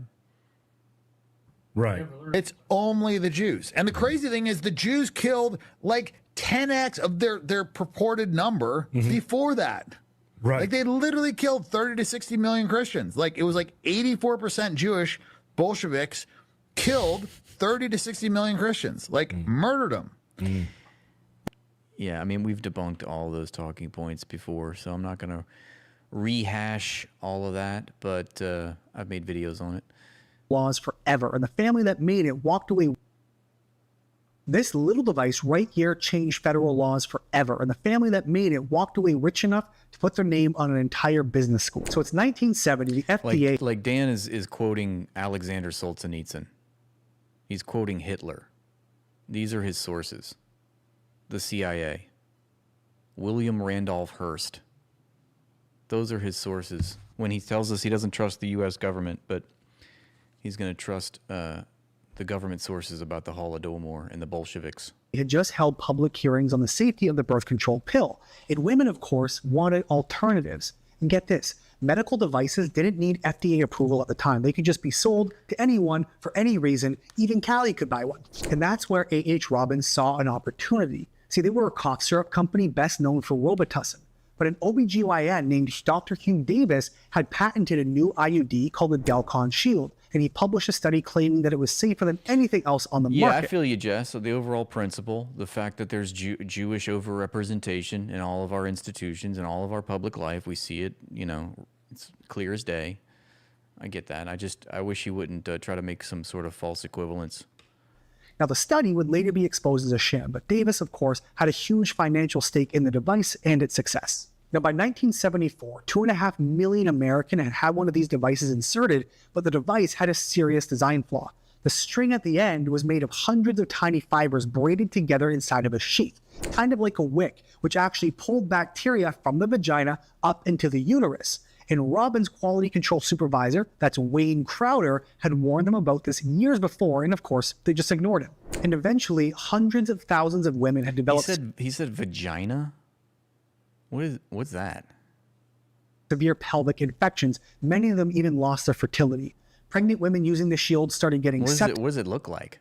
From their infection in their own uterus, and at least 17 women died from it. And of course, it gets worse. It always gets worse. When the FDA started investigating... Does it have teeth? Robbins pulled the shield from the U.S. market, but they didn't recall it. They sold the remaining inventory overseas, including the U.S. aid programs that distributed it to developing countries. This scandal got so bad that Congress had to act. In 1976, they passed the Medical Device Amendments. And that's the law that requires every medical device to get FDA approval before sale. Now, every medical device you ever use has gone through approval today because of what was done to those women back then. So in 1985, A.H. Robbins, the company who made the device, filed for bankruptcy. Now, it's not because they couldn't afford to pay the lawsuits of the women they hurt. They filed to make sure that the women could never collect what they were... Well, I'd like to think so, Keir. I'm trying to remain principled here. I don't believe that...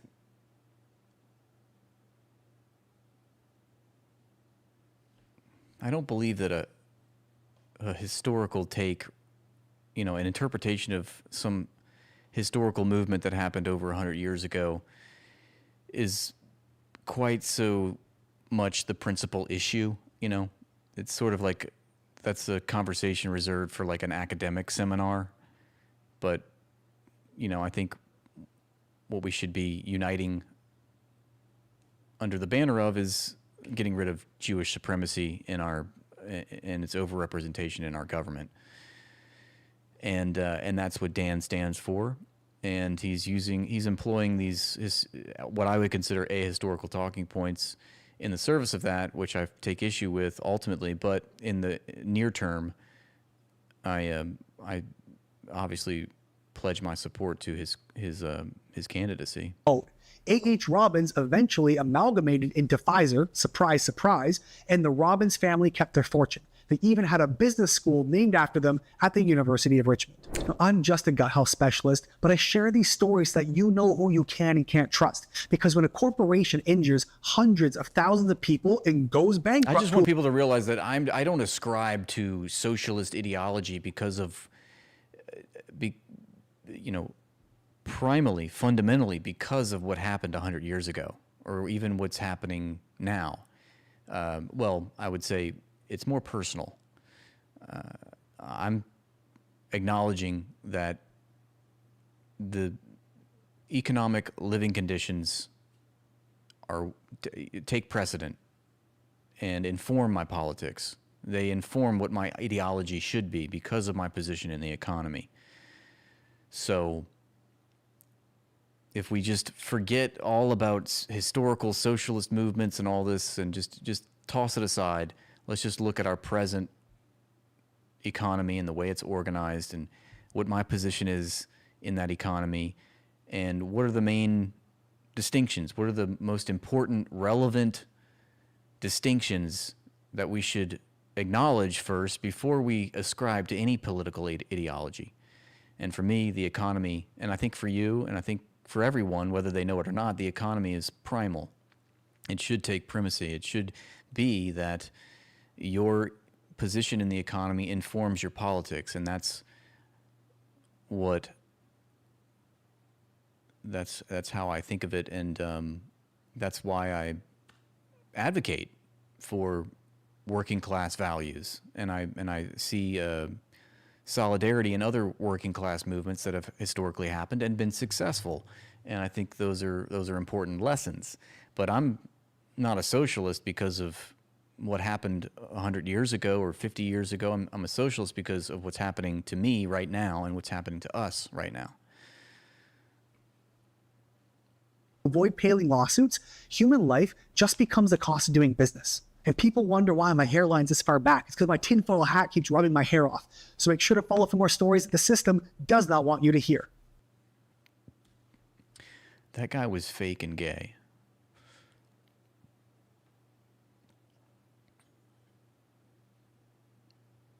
About 15 Great Pyramids of Giza, or 186 Empire State Buildings. This is the equivalent of more than 70 million tons of rubble that Israel left in our cities and streets, shattered, choking us like silent death. The removal of the rubble is connected to the reconstruction phase, the same phase that Israel rejects. Israel announces this rejection by preventing fuel, heavy machinery and vehicles, the reconstruction projects and materials from entering to Gaza.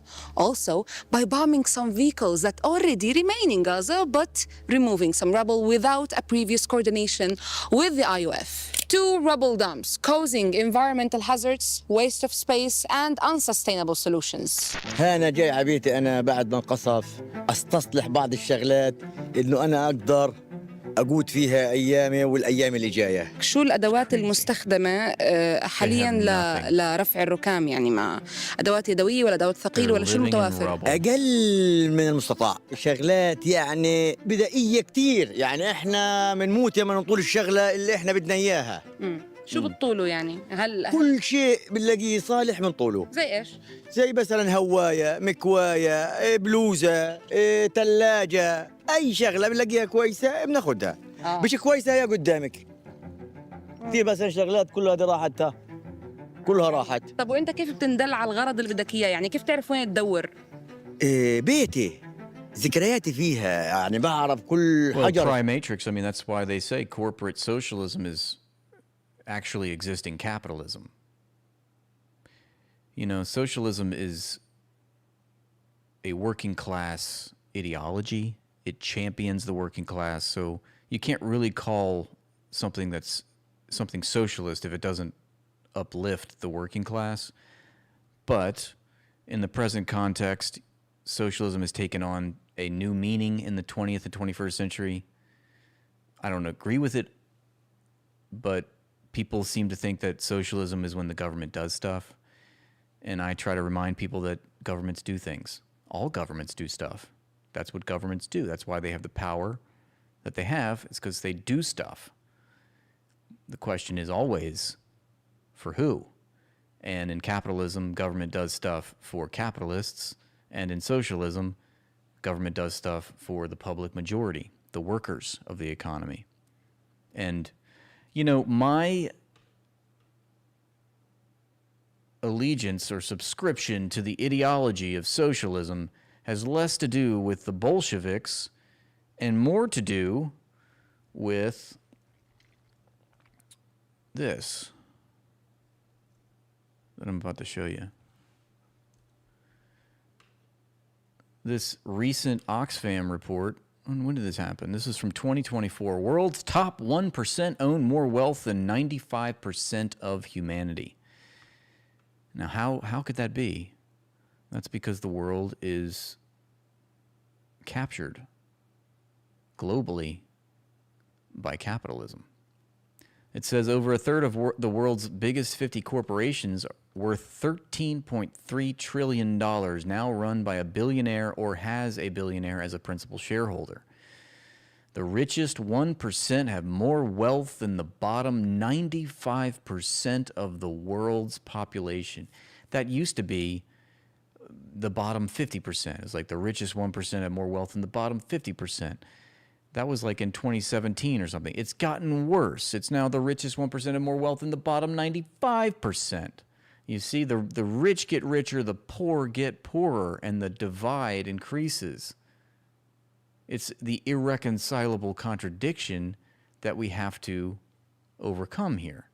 This says it all. There's always some simple statistic that we can show people that illustrates how our world is shaped, organized, and what explains all the poverty and the violence that persists in our world. And it goes back to how the economy is organized. And this says everything.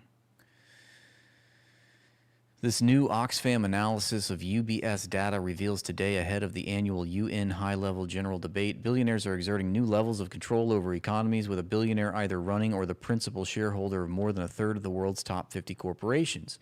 The combined market capitalization of these corporations is $13.3 trillion. Multilateralism in an era of global oligarchy warns that multilateral efforts to respond to critical global challenges, include the climate crisis and persistent poverty and inequality, are being undermined by the ultra-wealthy and mega corporations, fueling inequality within and between countries. Despite being home to 79% of the world's population, global South countries own just 31% of global wealth. Oxfam International's executive director said the shadow of global oligarchy hangs over this year's UN General Assembly. The ultra-wealthy and the mega corporations they control are shaping global rules to serve their interests at the expense of people everywhere. The iconic UN podium is increasingly feeling diminished in a world in which billionaires are calling the shots. That's why the UN is a toothless institution. The paper describes a movement toward a global oligarchy where the ultra-rich, often through their increasingly monopolistic corporations, shape global political decision-making and rules to enrich themselves while thwarting vital global progress. That's that corporate socialism that one of the chatters was talking about. They engineer government policy to rake in more profits for themselves at the expense of the public. The top 1% own 43% of all global financial assets.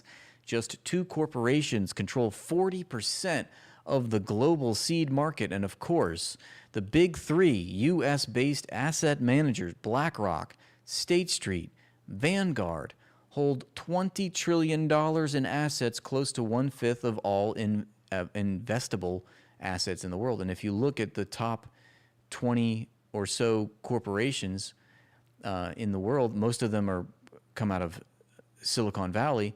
You'll see that the largest institutional shareholder, the largest shareholder of these corporations, are one, if not all, of these three companies: BlackRock, State Street, and Vanguard. Behar said, while we often hear about great power rivalries undermining multilateralism, it is clear that extreme inequality is playing a massive role. In recent years, the ultra-wealthy and powerful corporations have used their vast influence to undermine efforts to solve major global problems such as tackling tax dodging, making COVID-19 vaccines available to the world, and canceling the albatross of sovereign debt. Oxfam details three recent examples of extreme inequality eroding multilateral efforts and where civil society and global South leaders have offered inequality-busting solutions. So I think we're seeing the rise of the global South. That's the 21st century for you. That's what we're going to see. The people of the world are fucking tired. And I think when I give my analysis and I do these streams, I try to come from a place as a global citizen. I'm a citizen of the world, and I'm trying to speak to the world. And, you know, an overwhelming amount, the majority of the world is sick of U.S. aggression and, you know, the status quo. And we're seeing that principal contradiction, you know, the subordinate aspect and the dominant aspect are slowly changing roles. You know, it's the unity of opposites. The identity of one becomes its opposite, and vice versa. So this is really the more important information that we should be taking note of, and this is what should be informing our political ideology. These statistics, which are simple to understand and spell out everything.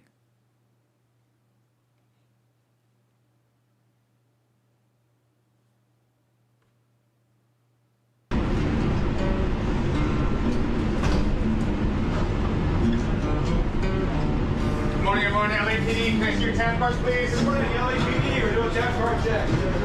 Thank you, cards. Guard the light task cards. Just hold it in your hand. Cell phone. Thank you. Thank you. Thank you. Thank you, sir. Can I sing your song? Go ahead while we're here. Good day.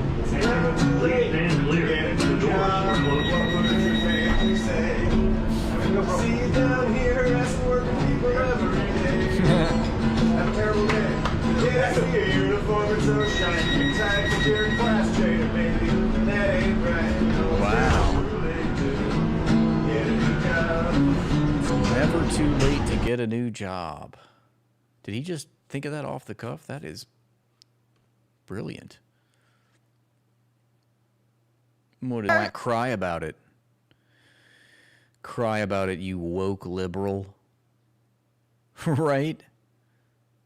A $100 million Iron Dome system has just been destroyed by a $50 FPV drone. This is what I'm here for. This is the kind of content, not your sappy Irish woke song. This is crazy. The Lebanese resistance released this video, and it's from northern Israel, and there's no defense in the world for this drone. Do you understand that Israel will never be safe again because these systems are going to be destroyed one by one? This little drone is $50, and it can be obtained by the thousands. And if you go to try to repair this Iron Dome, you're going to get hit by the drone again because they're in the skies. There's no defense for them, and if you watch this video right here, you'll realize you have seconds till you know they're there. These videos aren't even out of occupied Lebanon. This is in northern Israel. These drones have proven that the Israeli army will never be safe again, ever. And if you bring a tank into southern Lebanon, $6 million will be blown up by a $50 drone that can be produced by the thousands. And if you're wondering, this is it right here. This tiny little drone that there a lot it of is. It's right there. Flew when we were children. Look at that. That's Wow. it. Not possible to shoot down, not possible to detect. This is going to be a permanent problem for the Israelis.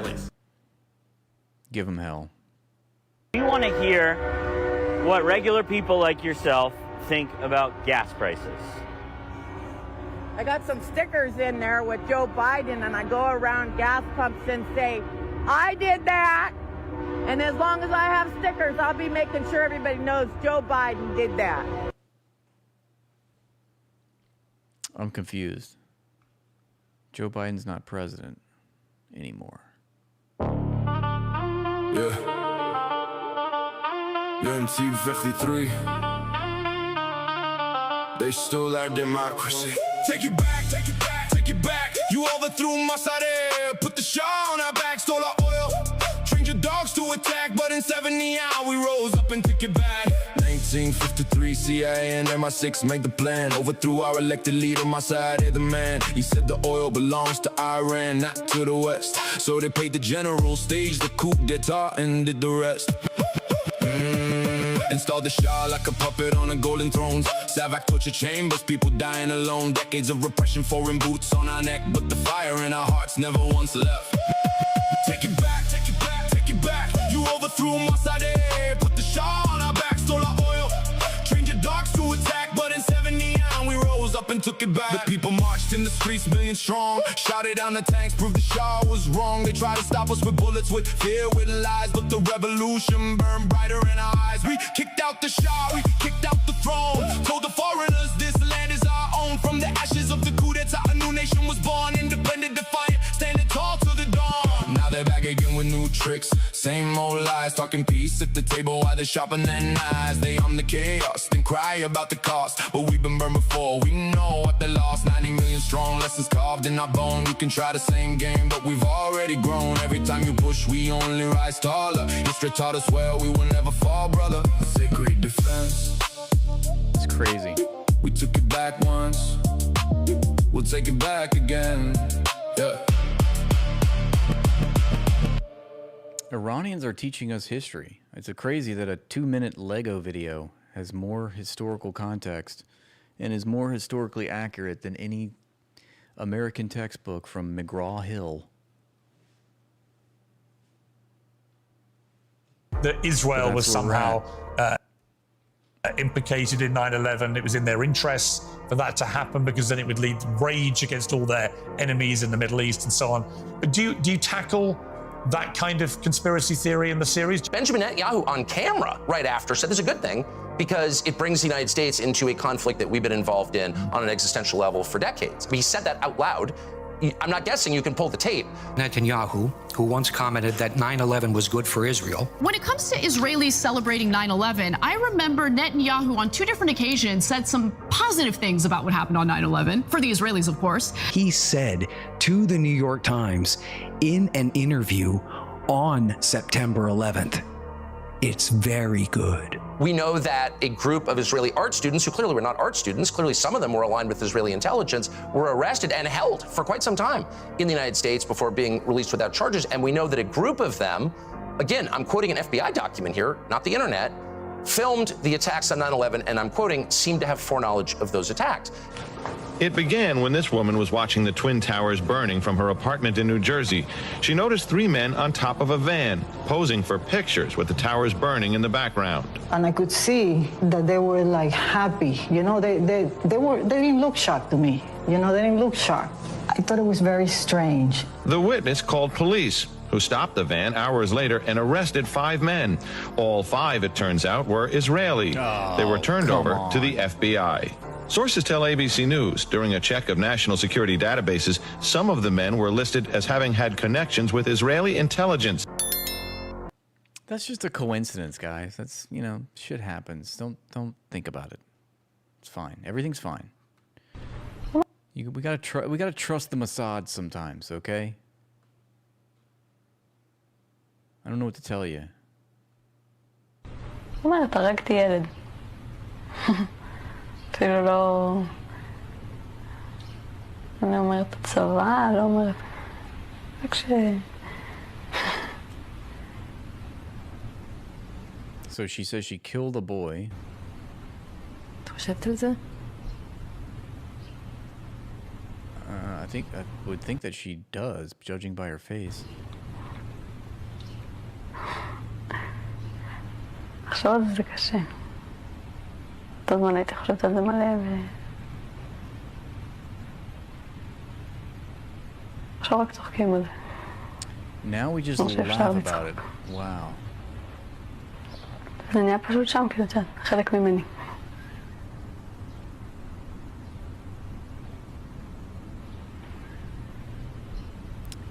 Haha. הייתי יוצאת הביתה. אני מתקשרת לחברה שלי בצבא. סיוון, זה לא יורד. מה לא יורד, רותם? את לא מבינה, אני מנסה כבר עם סבון. מה לא יורד, רותם? הדם מהידיים. יש לי דם על הידיים, אני לא יודעת מה לעשות. Jesus Christ. Clip of a former female IDF soldier smiling while talking about unaliving a young boy.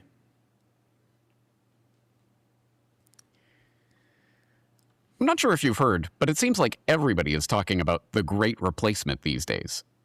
I gotta pee. I'll be right back. A few years ago, I noticed a bunch of folks who identify as white started bringing up something called the Great Replacement.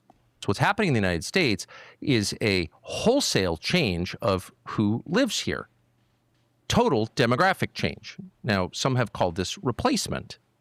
That's Tucker Carlson's summary of the Great Replacement Theory, a trendy conspiracy theory that was echoed in ongoing comments from Republican members of Congress, such as Matt Gaetz and Elise Stefanik of New York. And in a pursuit of a world without borders, we opened our doors to an unprecedented wave of mass migration that threatens the cohesion of our societies, the continuity of our culture, and the future of our people. We made these mistakes together. And now, together, we owe it to our people to face those facts and to move forward, to rebuild. That's right. You'd have to have been living under a rock not to have heard of the Great Replacement Theory in recent years, especially if you were living in the American political context, the highly charged and contested American political context of recent years. So what is that theory? Well, in a nutshell, it is the theory that the white population of America, in the American political context, is being overwhelmed by a wave of mass migration of swarthily complected third world populations. And as we all know, this theory goes back to, let me check my notes, Benjamin Franklin. That's right. As I'm sure everyone who covers this subject notes, it was Benjamin Franklin who might be the earliest proponent of this theory, at least in the American political context. Observations concerning the increase of mankind, 1751, in which he wrote, point 24, which leads me to add one remark, that the number of purely white people in the world is proportionably very small. All Africa is black or tawny, Asia chiefly tawny, America, exclusive of the newcomers, wholly so, and in Europe, the Spaniards, Italians, French, Russians, and Swedes are generally of what we call a swarthy complexion, as are the Germans also, the Saxons only excepted, who with the English make the principal body of white people on the face of the earth. I could wish their numbers were increased. And while we are, as I may call it, scouring our planet by clearing America of woods, and so making this side of our globe reflect a brighter light to the eyes of inhabitants in Mars or Venus. Okay, I hope you were paying attention because that's going to be on the quiz. But we're going to move on. Let's see. Stu Peters says we need to ask ourselves if the United States military can actually go up against any force in the Middle East, not just the Iranians. I mean, we were given 20 years and couldn't beat the Afghanis. America at this point is just a decaying empire. We're an aging power, and that was made clear in this parade. There's a clip that's gone viral over the past few days. It really sums up this whole event pretty well, actually. There's a video of what appears to be an 80-year-old tank rolling down the road in D.C. in front of a rather unenthusiastic crowd. Take a look.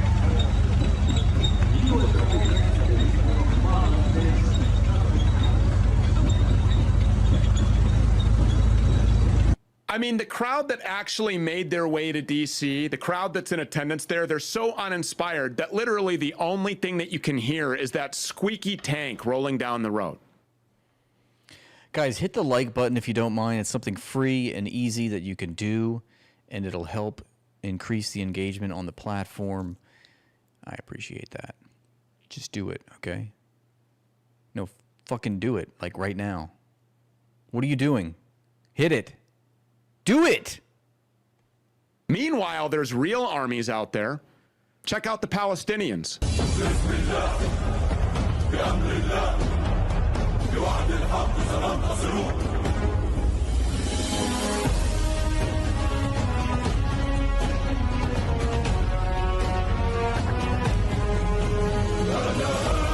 We don't condone terrorism on this channel. That's just wrong! I will mess up your looks for that. Lousy goyim! Lousy goyim! Oh, God. We saw this already. Xi does not back down. Look, it says the snake got mogged by the dragon. We talked about this already, but Trump always, when he greets, leaders and heads of state, he tries to pull them in while he shakes their hand, and Xi stands firm. He arches his back. and he plants his feet, and he does not get pushed around by Donald J. Trump. And I like how they put it. The snake got mogged by the dragon. The dragon. However, there are things within our laws that you are not allowed to say. See, White House counterterrorism official Sebastian Gorka says certain speech could be treated as incitement of violence under government standards. Gorka says anti-Israel speech could be defined as incitement to violence. What about pro-Israeli speech? Is that not incitement to violence? While linking those protesters to Iran and Russia, we're going to map out these individuals. Wow, okay. However, there are things within our laws that you are not allowed to say, right? The freedom of speech does not extend to inciting violence or threatening the lives of specific individuals. That is not permissible. Beyond that, we will map. We haven't talked much about it, but it's not permissible, but the president is allowed to tweet that the entire Iranian civilization will be wiped out. But that's permissible. If you read the counterterrorism strategy, it's a very clear document. It's a clear document. Whoever utters the, political violence mandate, as long as they're in a position of power and they have extreme amounts of wealth, then that's fine. Shy away from telling the world what we're going to do. We are going to map out these individuals. We are going to identify. Map me, Gorka. Map me, Daddy. Gorka. Dorka. Identify them. We're going to find this is God bless. I'm right here. I'm right here, Sebastian. You don't need to look too hard, okay? I'm hiding in plain sight, you little bitch. Scott Besson, Cash Patel, yes. AG, the acting AG Todd Blanche. The money trail. The money trail is the most important thing. You look at these from the river to the sea. The money trail, this motherfucker, and he's talking about what? Pro-Palestine money? Yeah, the money trail is the most important thing. I would agree with that. Where does most of the money go to? Who is doing the funding for most of our political action? Bring the Intifada to the streets of America. It's so interesting. You're on the campus of Berkeley, or you're on the streets of New York, and everybody has exactly. Can you believe they want to bring the enchiladas to America? This is America, thank you. Live in Mexico. I don't want no enchilada. Same placard, printed the same font. That's a little bit strange. So, I can't discuss, ongoing operations, but the importance of malign foreign actors who leverage domestic fellow travelers. We lived this for 40 years during the Cold War. We will get to the bottom of all of it, whether it's the Singham Network, whether it's Iran, whether it's Russia, whether it's anybody else. Our mission is to uphold the Constitution and at the same time protect Americans from violence. I think his pudgy nose says it all. Okay, Obi-Wan loves this video. Let's take a look. U.S. propaganda said about the USSR versus USSR's propaganda about the United States. Let's go. Stalin was a dictator. Debunked. Yeah. By the CIA. Declassified files later stated that even during Stalin's time, the Soviet Union practiced collective leadership. And Stalin was merely acting as the captain of the team. But everyone starved under communism and the fucking bread lines, for God's sake. Wait, they had bread lines? The government actually fed its people? Declassified files later admitted that American and Soviet citizens ate roughly around the same amount of food per day, with the difference being that the Soviet diet was actually more nutritious. But the gulags, the most oppressive forced labor system in the entire fucking world. debunked. Declassified files once again showed that actually they got compensated pretty fairly for their labor with wages and food. And they only had to work like roughly 2 hours more than what any other citizen would have had to work. And after World War II, they only had to work 8 hours a day like any other citizen would have had to work. Also, they decreased the mortality rate of the prisoners by like this much in comparison to the Tsarist regime. They even fucking cured people's cancer while they were in there for free. What was that about Alexander Solzhenitsyn? Alexander Solzhenitsyn, author of the Gulag Archipelago, which at one point I did read. I read that whole book. And I was like, wow, Russia bad.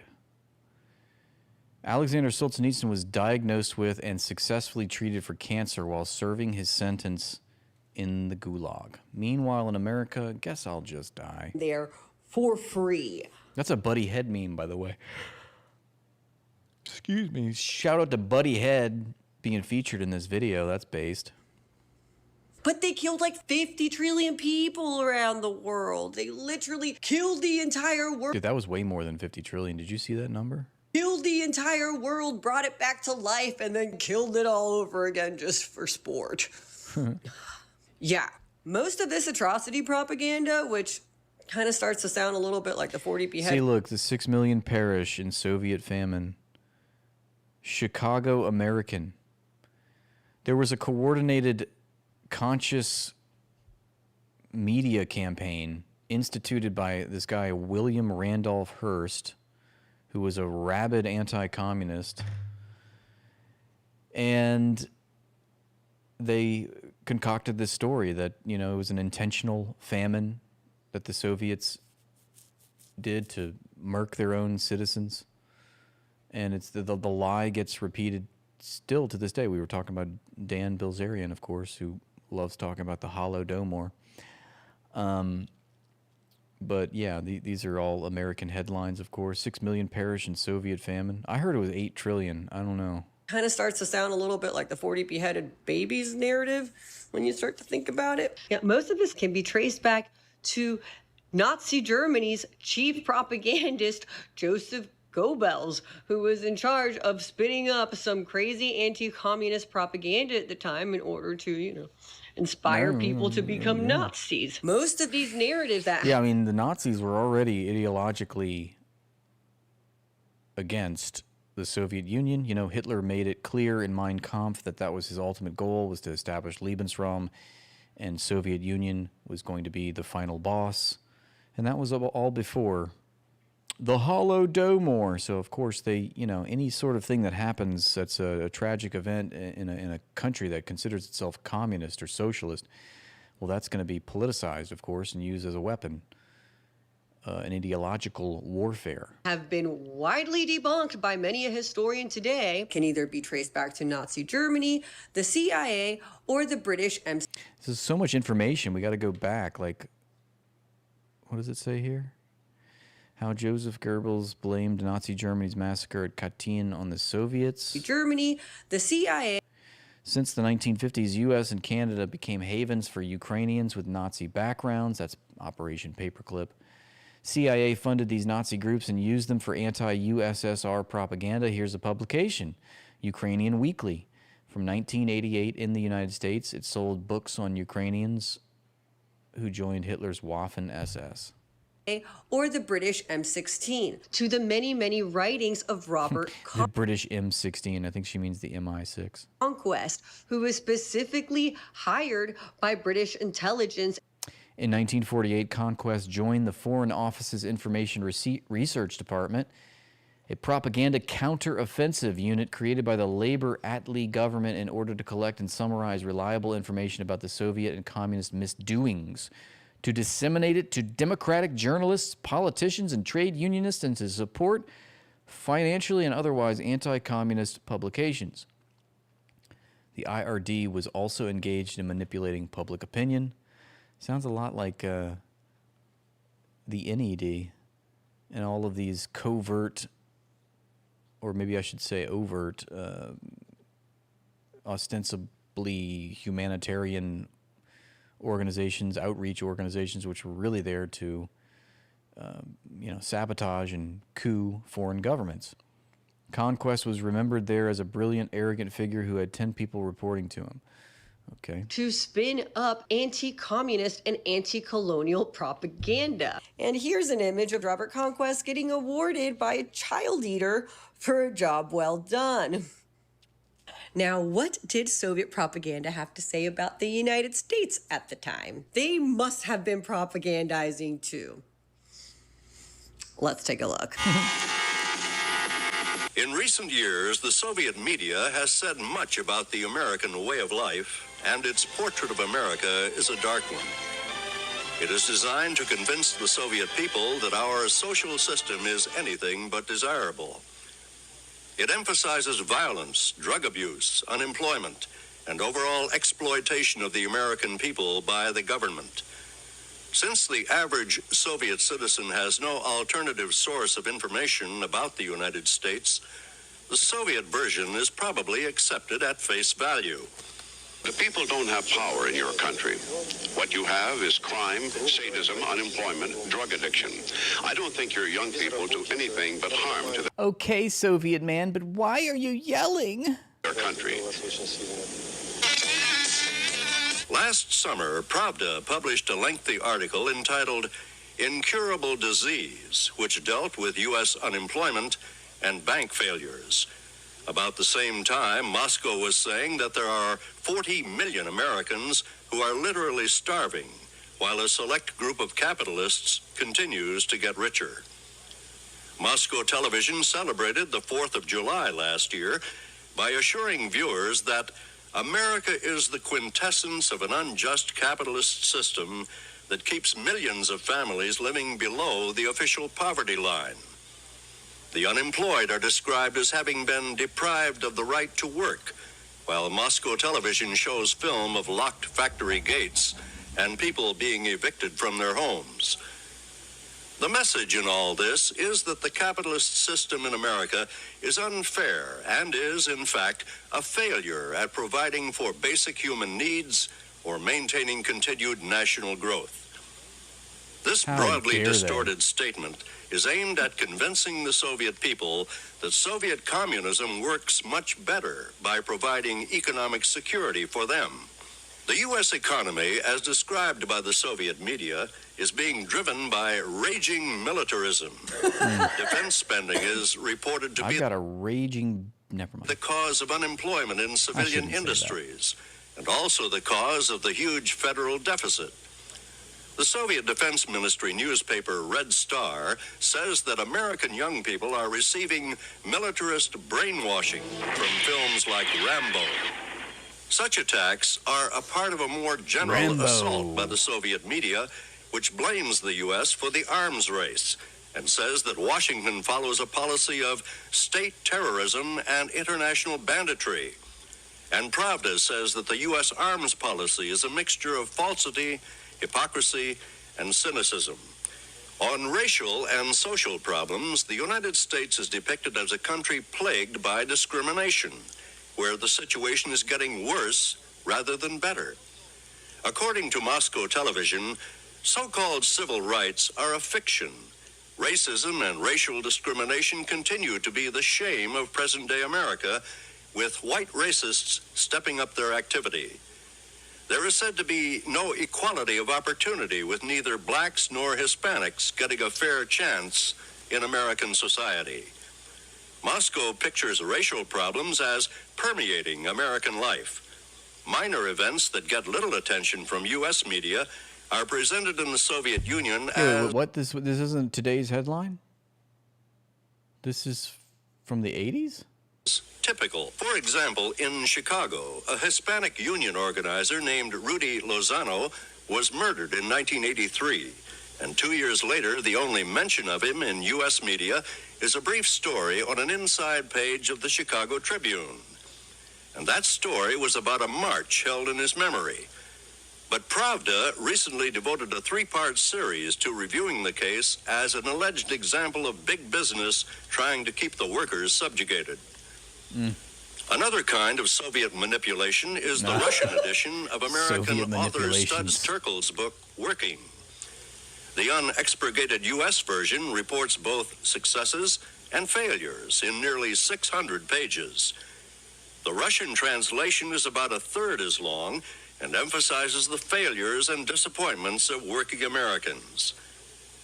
The Soviet media portrays the U.S. political system as an oligarchy, ruled by big capitalists who control the impoverished masses. I mean, Saeed, do you have anything to say to that? I mean, do you find anything objectionable in this video clip? Thank you for the cheer, my friend.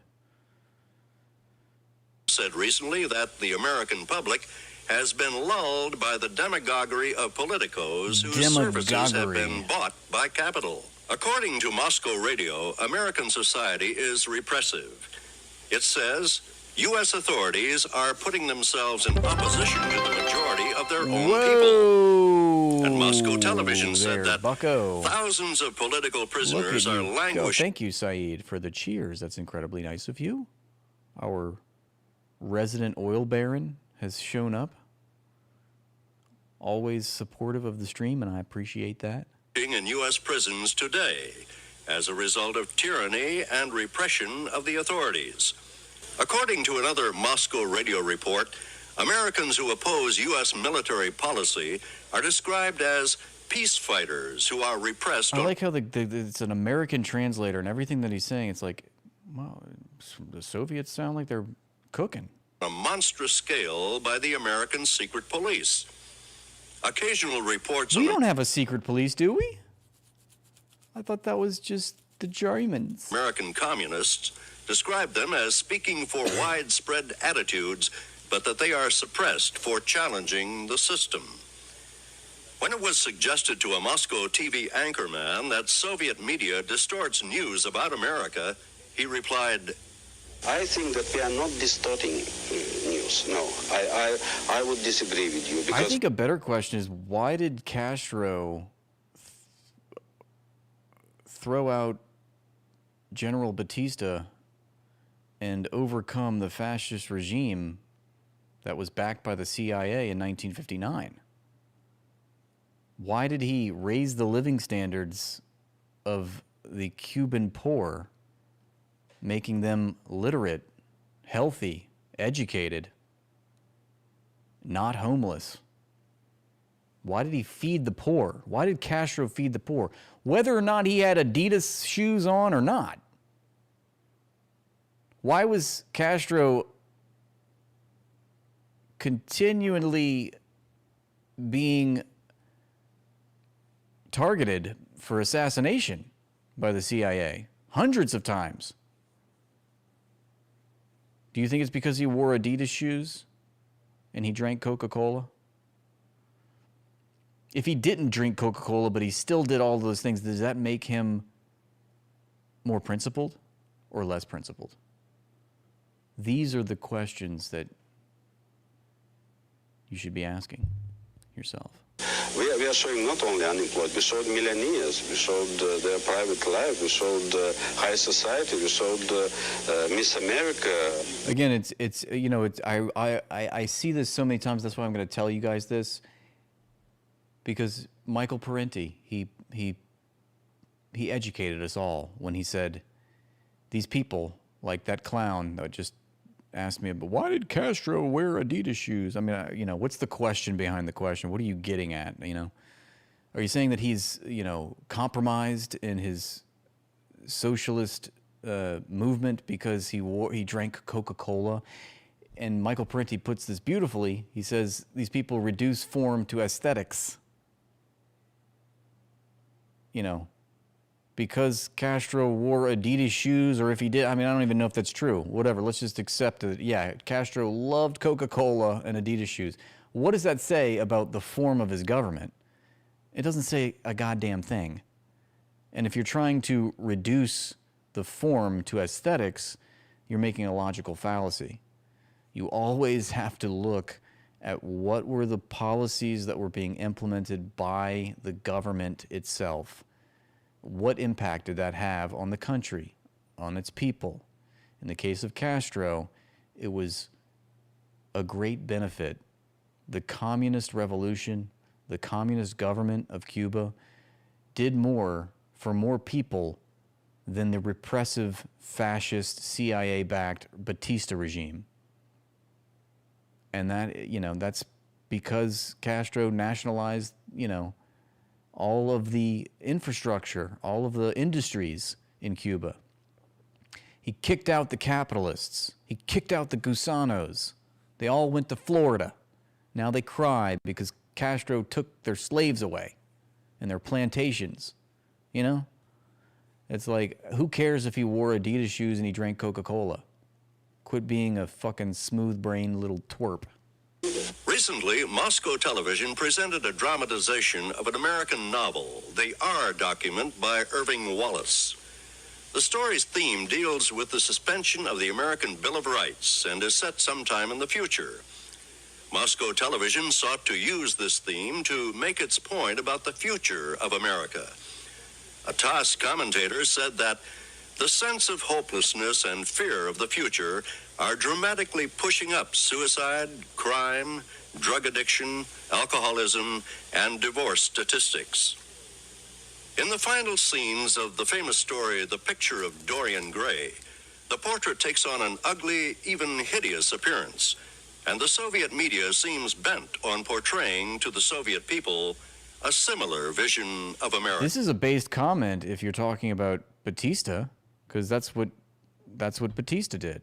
This is what capitalists do. They take things that aren't theirs. That's the whole point. I mean, the entire economy is theft. That's it. There's no other way to... If you can't understand that the working classes, the producers of the economy, are exploited for their value that they create, of which no other class creates. If you can't understand that at a principle fundamental level, then there's no point in having an argument with you, because you're still in the box. You're still in the capitalist box. You're still trying to explain to us how capitalism works. We know how capitalism works. We are stepping outside of the matrix. We're stepping outside of the construct, and we're saying this is a batshit insane system that is not sustainable. You can't have infinite accumulation of commodities and profit in a world of finite resources. These two things are irreconcilable, and they will eventually break down. The society will break down because of those irreconcilable contradictions.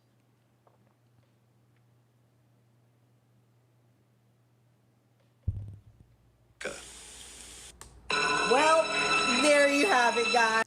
This is always, every time I talk about this, this is always what people, this is the only counter argument that people say. You culty freak, you always get in your... Have you tried crying about it? Are you crying right now? I'm sorry if my words offended you. Now you've got to make it personal? You got to get into your little fifis and be all Jewish about it? Blah. Shut up.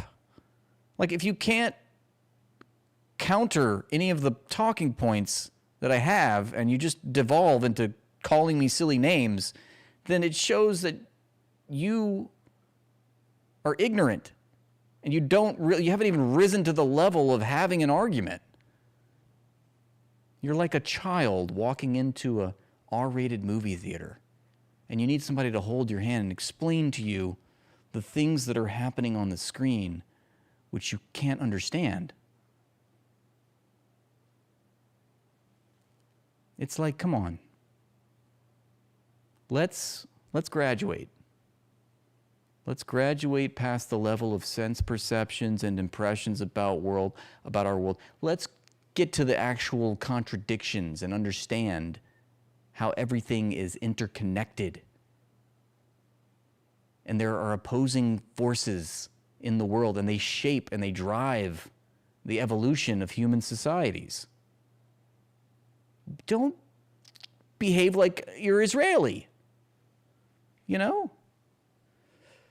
Have a thoughtful discussion. That's all I ask. Be good faith. Don't be a bad faith actor.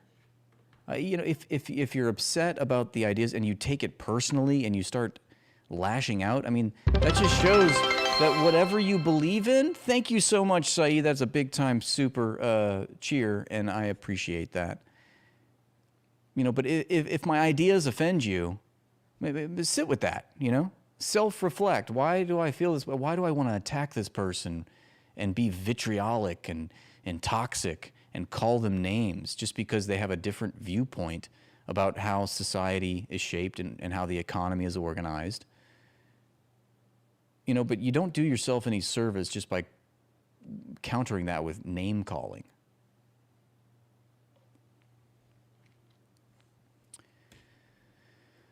And Saeed gets it.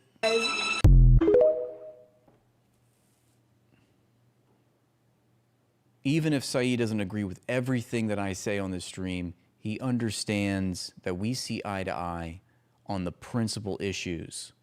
Okay? We're fucking humans. This is an insane world.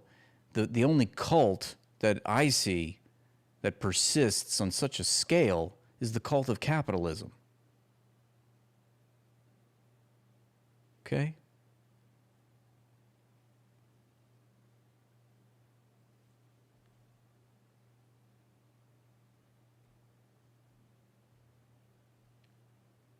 You hear me talking, hillbilly boy?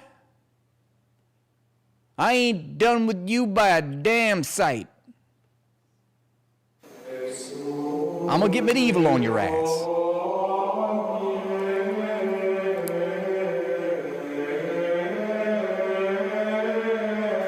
A large crowd was following Republican Jesus, and as the days passed, his disciples came and said to him, "Republican Jesus, these people have been following you for 3 days and they've become very hungry. White capitalist Republican Jesus. And we only have 5 loaves of bread and 2 fish." And Republican Jesus said, "Bring the fish and the bread to me." And his disciples did.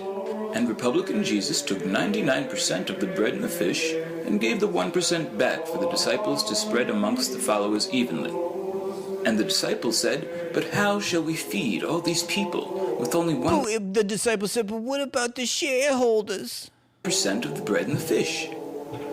And Republican Jesus said, "Why are these people always looking for a handout? They should just go out and get a job." I did a series of this when I was a meme lord I did a stint as a meme lord on Instagram for some time, and I did these memes. I'd make memes about capitalist Jesus. And this is the same concept, but just in video form, which I appreciate. The disciples were in awe at Republican Jesus' wisdom. And the peasant went to Jesus and said, "Please, Republican Jesus, I need some bread. I'm starving." And Jesus said, "Why don't you get a job?"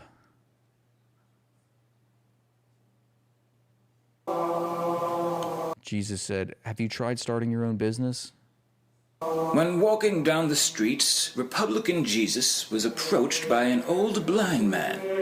"Have mercy on me, Republican Jesus," said the blind man. And Republican Jesus... I mean, the thing about this is that Republican Jesus and Democrat Jesus would be the same thing. Said, "What is it you want?" And the blind man said, "Republican Jesus, I'm blind, and I wish to see. Can you heal me?" And Republican Jesus said, "Oh." Yeah, Keynesian Jesus. "Obamacare didn't take care of that for you?" And the blind man said, "Republican Jesus, you're right. I'll just go back to being blind." And all his disciples were in awe of Republican Jesus' wisdom.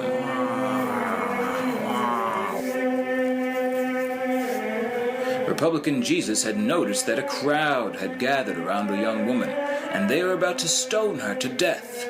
The Gregorian chant in the background is a nice touch. "What's going on here?" said Republican Jesus. And the crowd said, "This woman expects us to pay for her contraceptives with our tax money. We're going to stone her." And Republican Jesus said, "Cast no stone. That is a waste of stone, and I need these stones to build my 15th house. Just throw her off a bridge instead." And all the disciples were in awe. Gets the job done. At Republican Jesus' wisdom. That's efficiency.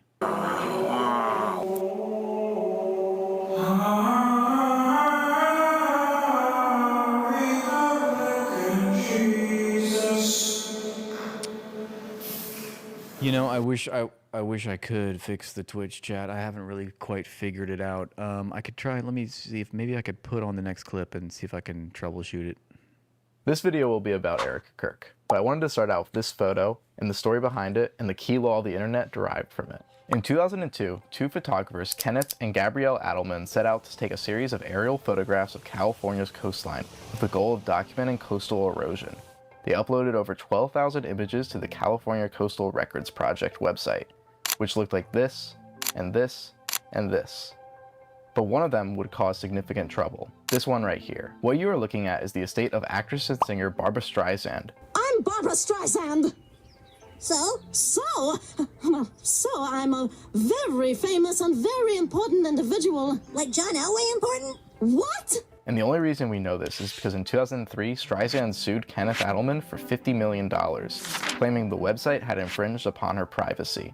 Now here's the paradox. Streisand filed the lawsuit in an attempt to protect her house's locational anonymity, but instead all it did was draw significant media attention to it. To put this into perspective, prior to the lawsuit, the image had been downloaded 6 times, 2 of which by Streisand's own attorneys. In the following months, as news outlets, blogs, and individuals began covering the case, the site accrued more than 420,000 visits. This is where the term Streisand effect was coined, to describe the unintended consequences of attempting to censor or suppress information, which only serves to amplify its spread. Thus was born from this parable one of the most valuable laws of the internet. Calling for something to stop being discussed will only amplify its discussion.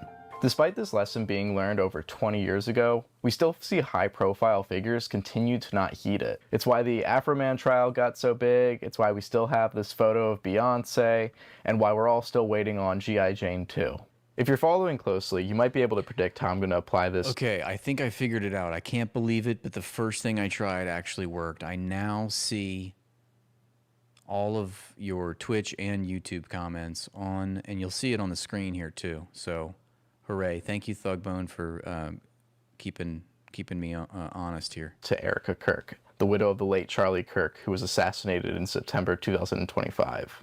Since that point, Erica Kirk has not heeded any of the lessons one can learn. Hopefully the stream looks better. I'm told that I'm streaming in 4K both on YouTube and Twitch. I hope that that is happening. From the internet, and by all accounts has actively bucked against them. Sorry about that, Saeed. Yeah, I haven't been seeing any of the messages on Twitch. So just go ahead, copy and paste, and then just spam all of the comments so we can get caught up here. Kirk catapulted herself into the spotlight by assuming major positions of power within the conservative movement. This is most apparent with her direct That's true, Stephen. It was the first thing and the last thing that I tried. You got me on a technicality there. Takeover of her late husband's position as CEO of Turning Point USA, one of the large. I want to hear more about this supposed affair that Erica Kirk had with Andrew Colvert. Keir, didn't you tell us about that? Largest conservative organizing apparatuses in America. I mention all this to make clear that Erica Kirk did not decide to be a grieving widow, but she did decide to be a key figure within the conservative movement, which means, despite what she may suggest, she is open to criticism for everything she does within that role as a public figure. And her decision to take on this role is a rather thorny one, as carrying the flame of Charlie's legacy brings with it the magnitude of media. Paul, I don't see how you could possibly have that information when you know, and I know, and everyone knows that I've never come out the closet.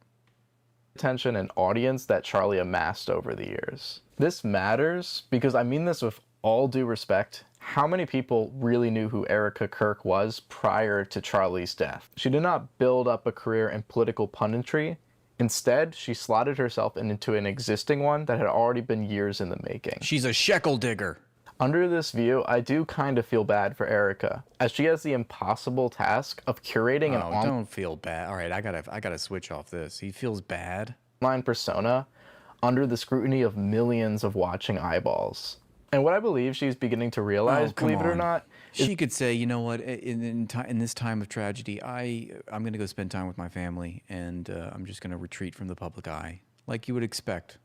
That political punditry, particularly online, is a skill that takes time and continuous practice to be successful at. It's a thing that actually requires some degree of talent in public speaking, delivery, and argument crafting. And not everyone can be successful at it. It's why it's always awkward when non-public speakers are thrusted into the limelight. Talk a little bit about kind of just how that has developed you as a person. Well, it's helped me grow a lot. It's helped me mature. It's helped me mature. Sorry, I'm new to this. And Charlie Kirk wasn't even the best pundit. He was probably C tier at best, but he still spent years. What? C tier? What? Behind B tier B Shapiro and Matt Walsh? Come on now.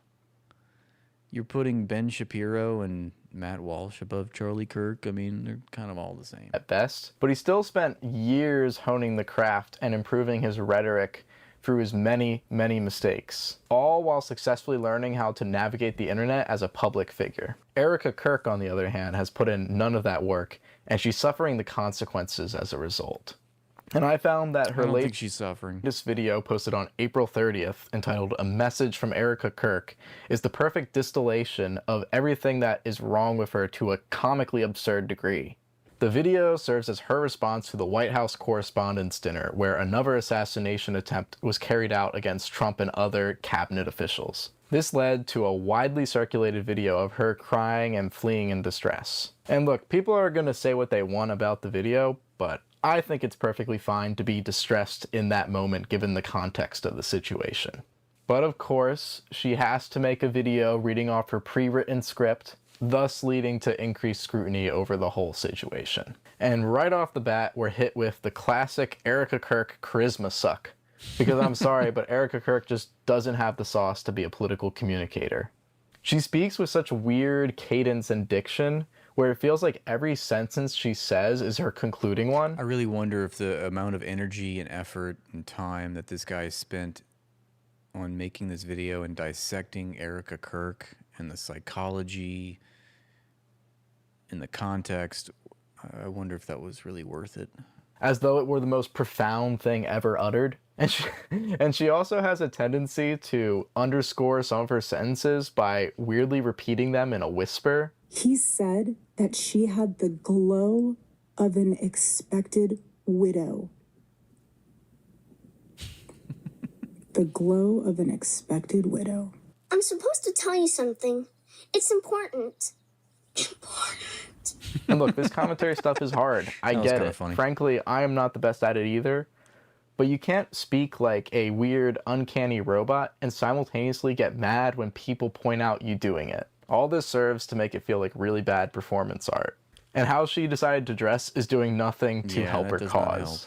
It's distracting and has many asking why she's dressed like sober Eminem or a member of Rhythm Nation. Or Tyler Robinson on the roof of a University of Utah building. Or an Imperial officer or Tulsi Gabbard at a ballot raid. But what is the actual message that Erica is trying to deliver us? Well, it's a little all over the place, but the general crux of it is that Erica is using the White House Correspondents' Dinner as a pretext to deliver this polemic on how much she dislikes the media and air out all her grievances about how the media and others have treated her over the past couple months. Of course, had she understood the rules of the internet, she'd realize that this grand indictment of the media has only delivered them more content upon which they can cover. So to better understand this rant, I've taken the liberty of breaking it down into 5 separate agendas for your viewing pleasure. And you can thank me by subscribing, as it was actually agonizingly difficult to parse her rant into something that was legible and organized. Franz Schubert.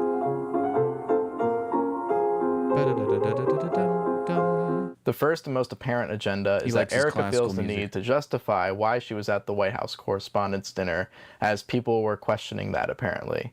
So this is how she sets the record straight.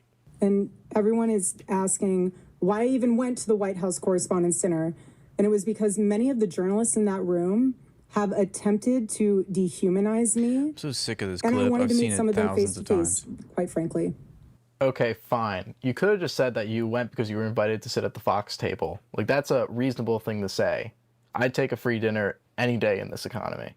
But instead, you attach this totally real moral crusade to it all. And she peppers in this great anecdote about confronting a journalist from the Daily Mail. So, for example, a journalist from the Daily Mail came up to me. She introduced herself, and she was very gracious. She was saying, "You look so beautiful. I'm so sorry for your loss." To which I replied, "It is so nice to put a name to the face, especially with all of the I never said I liked Schubert, okay? I just know that song.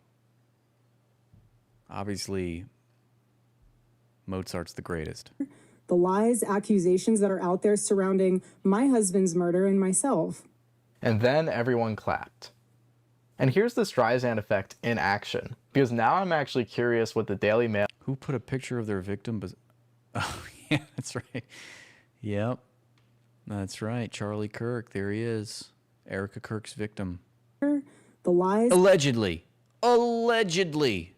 Accusations that are out there surrounding my husband's murder and myself.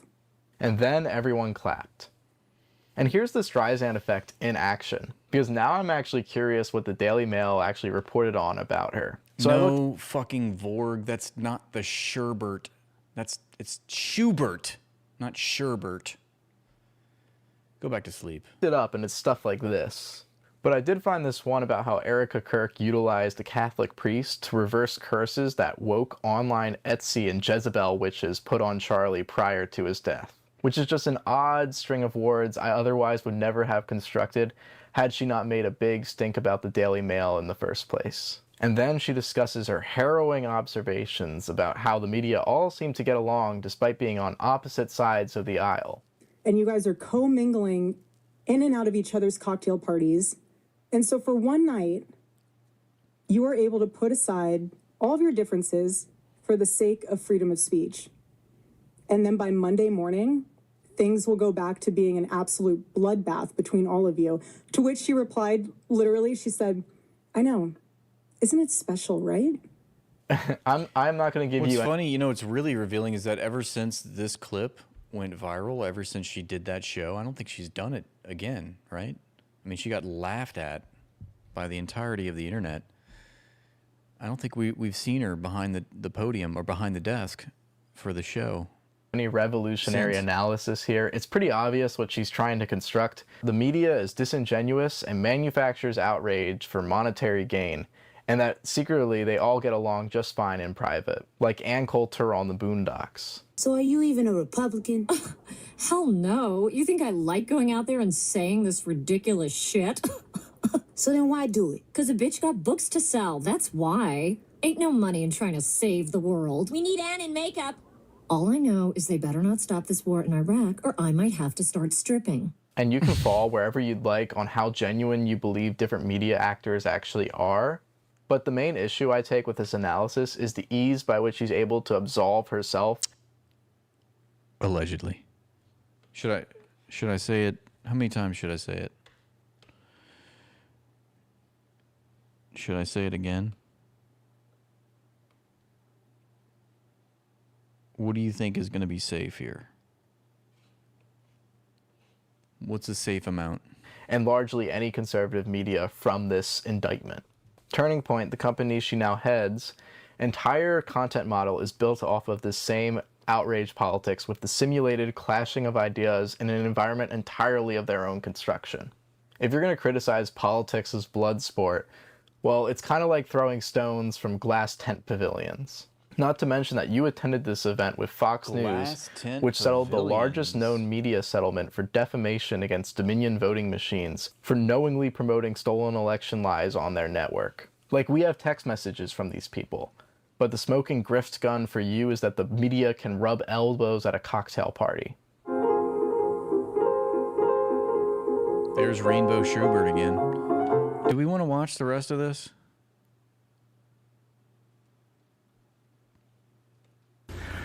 But that expropriation of the third world has been going on for 400 years, brings us to another revelation, namely that the third world is not poor.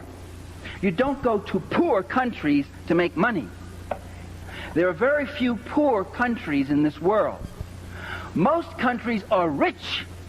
The Philippines is it hammer time? Are rich. Brazil is rich. Mexico is rich. Chile is rich. Only the people are poor. But there's billions to be made there, to be carved out and to be taken. There's been billions for 400 years. The capitalist European and North American powers have carved out and taken the timber, the flax, the hemp, the cocoa, the rum, the tin, the copper, the iron, the rubber, the bauxite, the slaves, and the cheap labor. Lee, there would be no Tchaikovsky if there was no Mozart, okay? That's what you need to understand. Mozart is supreme, number one, above them all, okay? No other composer wrote masterpieces in every genre of his time the way that Mozart did, okay? Can you name me a Tchaikovsky piano concerto? No, you can't. What about a Tchaikovsky symphony? No, he's known for the Nutcracker, okay? There's a few good works. With Mozart, it's everywhere. It's everything. There's not a form or a genre of music that he did not excel at and write timeless masterpieces in. So effortlessly. Master of form, melody, harmony, counterpoint, you name it. Across the board, all right? There's no discussion here. They have taken out of these countries. These countries are not underdeveloped, they're overexploited. No, you're right. Timbaland over Mozart, for sure. I forgot about Timbaland. Thank you, Saeed, for humbling me. Timbaland over all. Oh my goodness, I cannot take another Kyle Kuklinski clip. Kyle Kuklinski, no thank you. I'm still upset at him for telling us we're idiots because we shouldn't be praising MTG and we should get behind AOC. The sheepdog, the shameless, spineless sheepdog, okay? I can't do it. I draw the line. Hello everyone and welcome to Geopolitical Trends, where truth matters. There was a major development late evening, as the United States deployed what we call the Nightmare Bomber.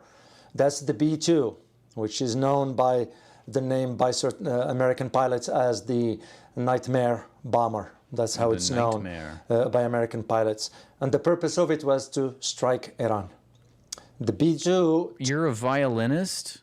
What are you talking about? Mozart wrote towering masterpieces. He wrote 5 violin concertos that are a standard repertoire to this day. It's like, what are you talking about? The violin was his instrument, as was the piano. Took off last night from Whitman Air Force Base in Missouri. I was stationed in Missouri during my basic training. Which is the primary now home of the strategic B-2 fleet. So here is the important thing. One of these aircrafts flew a trajectory roughly towards Portugal and Spain, near Gibraltar. And that's, I saw the flight tracking data. So the important thing is that during this flight, the aircraft reached a designated communication zone, specifically the vicinity of, there is a small island called Santa Maria Station, where this plane executed some sort of a communication link-up. It was specifically this transmission that caught the attention of many, me included. Yeah. Why? Because its signature... We could listen to "Lick Me in the Ass, Nice and Clean." Did you know that Mozart wrote a choral piece called "Lick Me in the Ass, Nice and Clean"? It's actually beautiful. It's a canon. And the lyrics are "Lick me in the ass, nice and clean." Did I mention that? I don't care if I'm losing viewers over this. This is funny to me.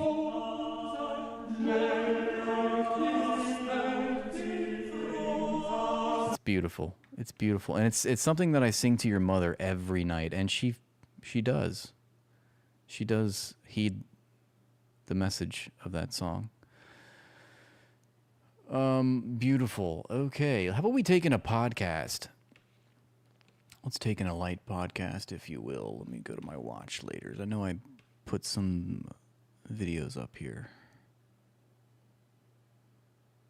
Okay. All right, we're just going to do this. Let's take in Max Blumen-based He George is Galloway. just America's finest journalist and the head of America's finest news outlet, The Grey Zone. It is Max Blumenthal. Max, welcome back to the mother of all short stories. Let's start with China, where your great leader and teacher is currently enjoying lavish hospitality. Certainly a better response. That's right, Jack Walk. You get it. Not many people get it, but you get it. At home, by all accounts. Is this the big powwow that's going to sort out all of the world's problems? Or is it the big kowtow where Donald Trump pays tribute?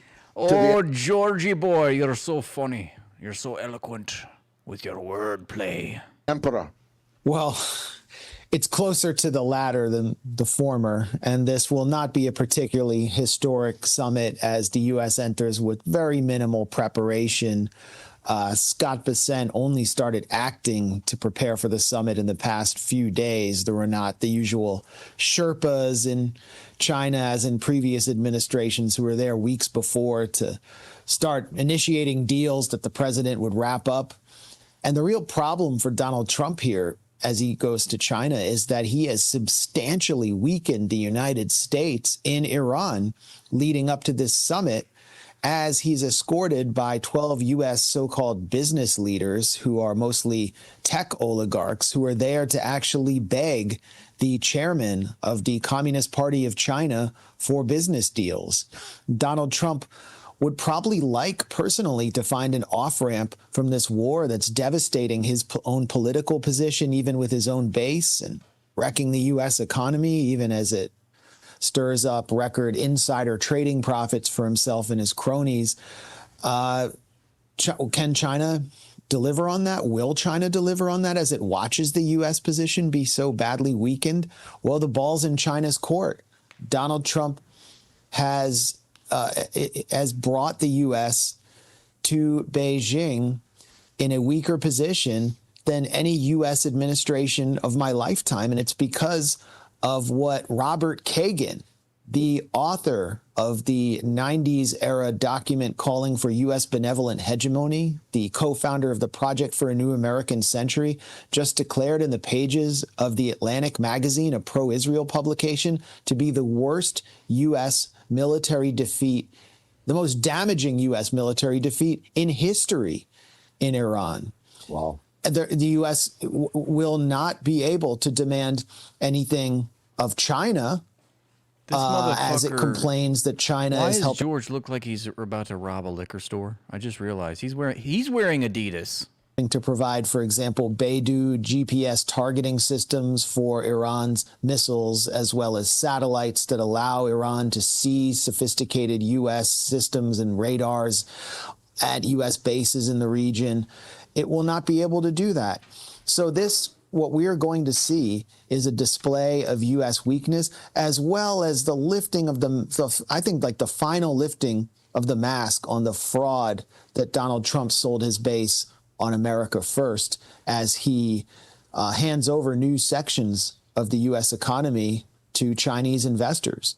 Yes, I was going to raise that very point. There's speculation that China is going to start building factories in the United States, when it was an article of MAGA faith that China should not be allowed to own any land in the United States. And the rollback of agricultural land that China had already bought was one of the articles of faith. On one of the pavilions in the Forbidden City, there's the slogan of one of the emperors, forgive me, I forget which one, whose slogan was, "Do nothing."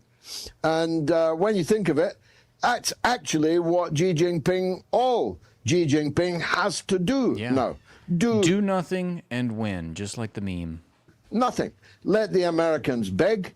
Let the Iranians knock hell out of America's military political position in the Persian Gulf, and just sit there smiling wryly, which he's quite good at, actually.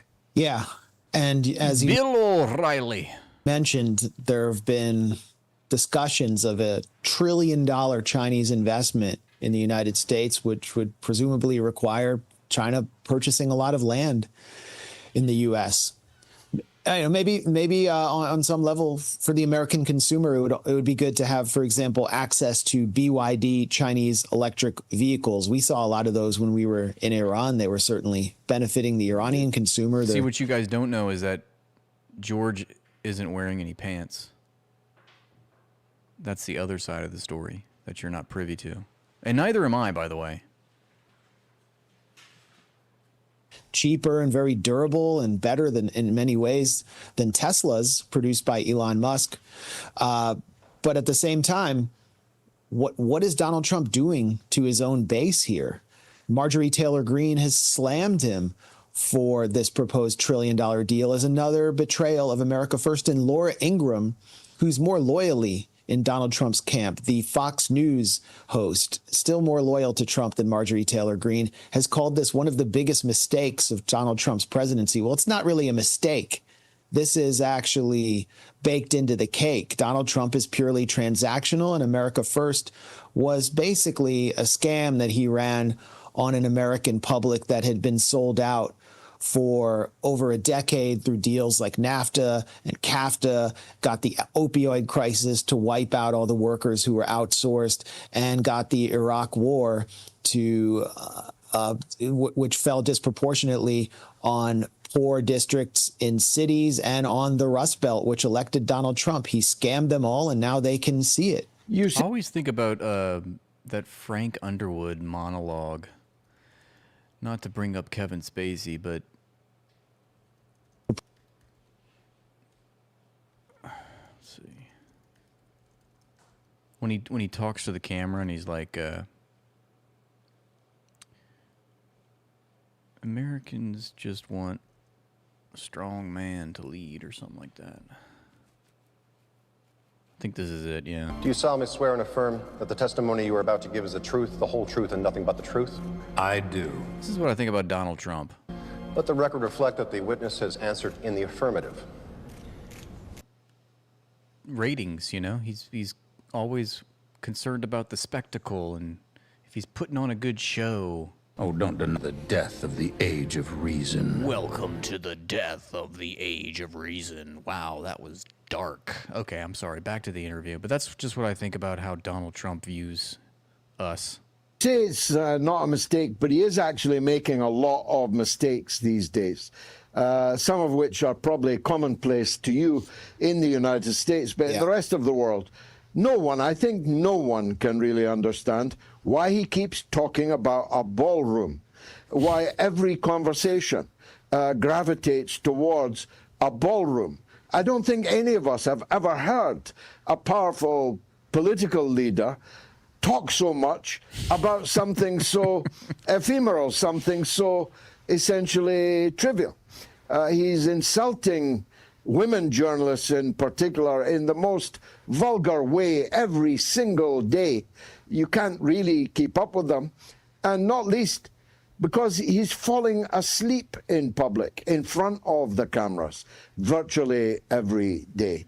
It's really hard for the rest of us to see this man still being president at the end of this term. Oh my God, yeah, look how much we talk about the sitting president of the United States. Wow, we're such losers, I guess.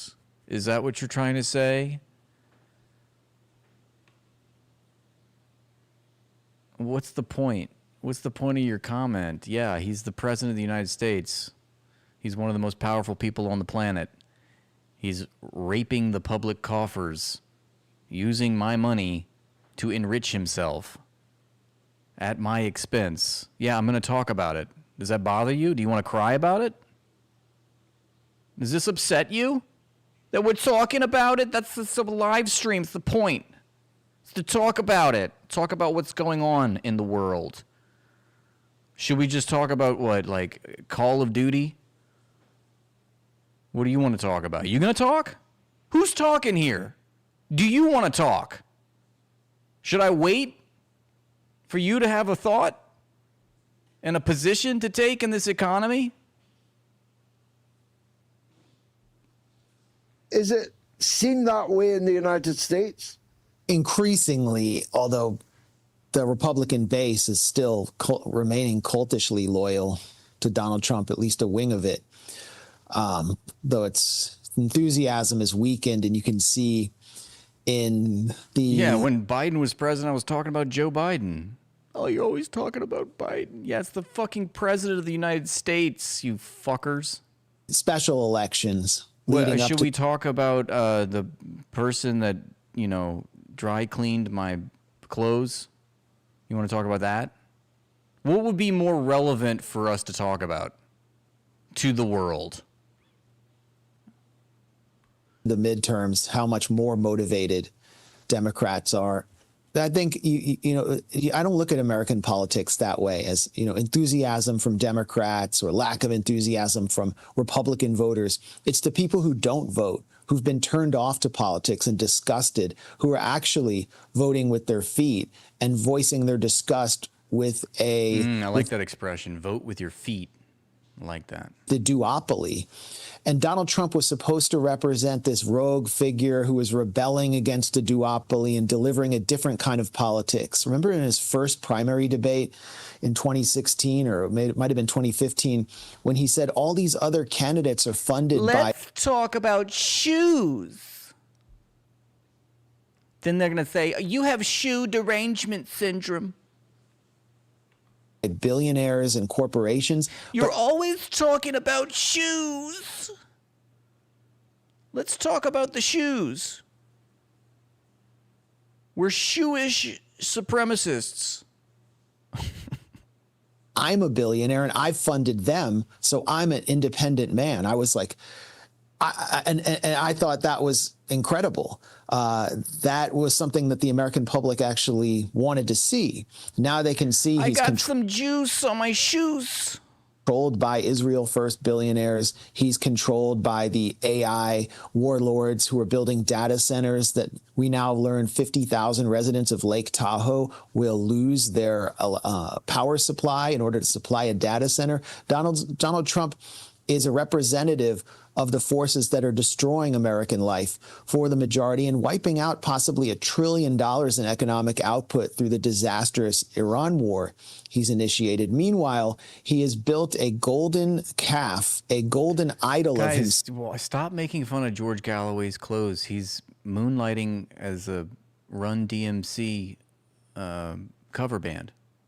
Pumping his fist at his Doral golf course at a ceremony organized by evangelical and ultra-Orthodox religious... He can't quite decide, am I a member of Run DMC or am I a Scottish gangster from the 1920s?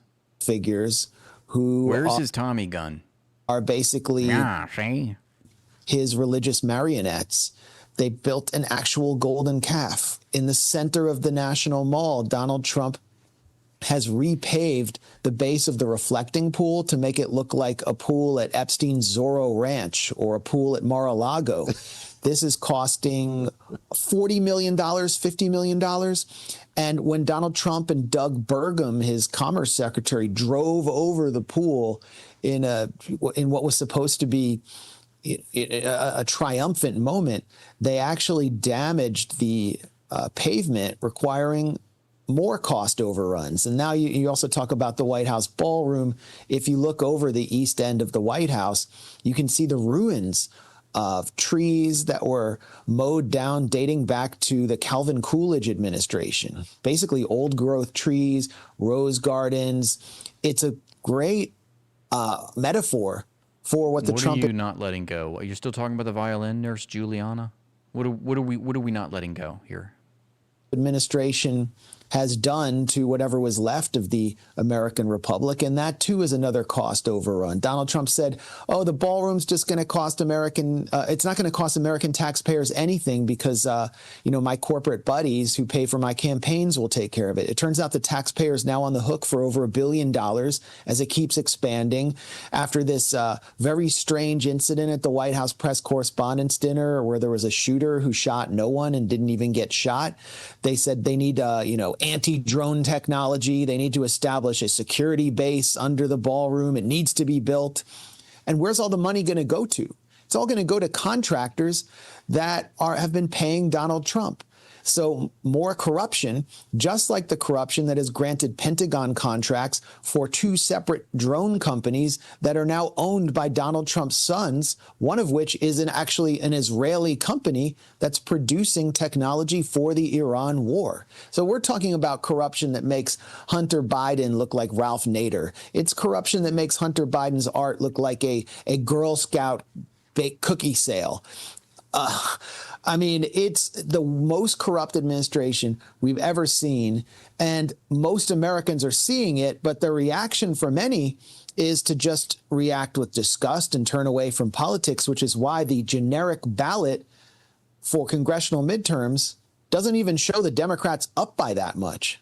And don't forget the phone, the Donald Trump gold phone, which raised and which has disappeared $59 million. Hundreds of thousands of people paid a deposit for a phone which has never been produced and is not now going to be produced. I hadn't heard If that. you and I did that, we'd be in jail.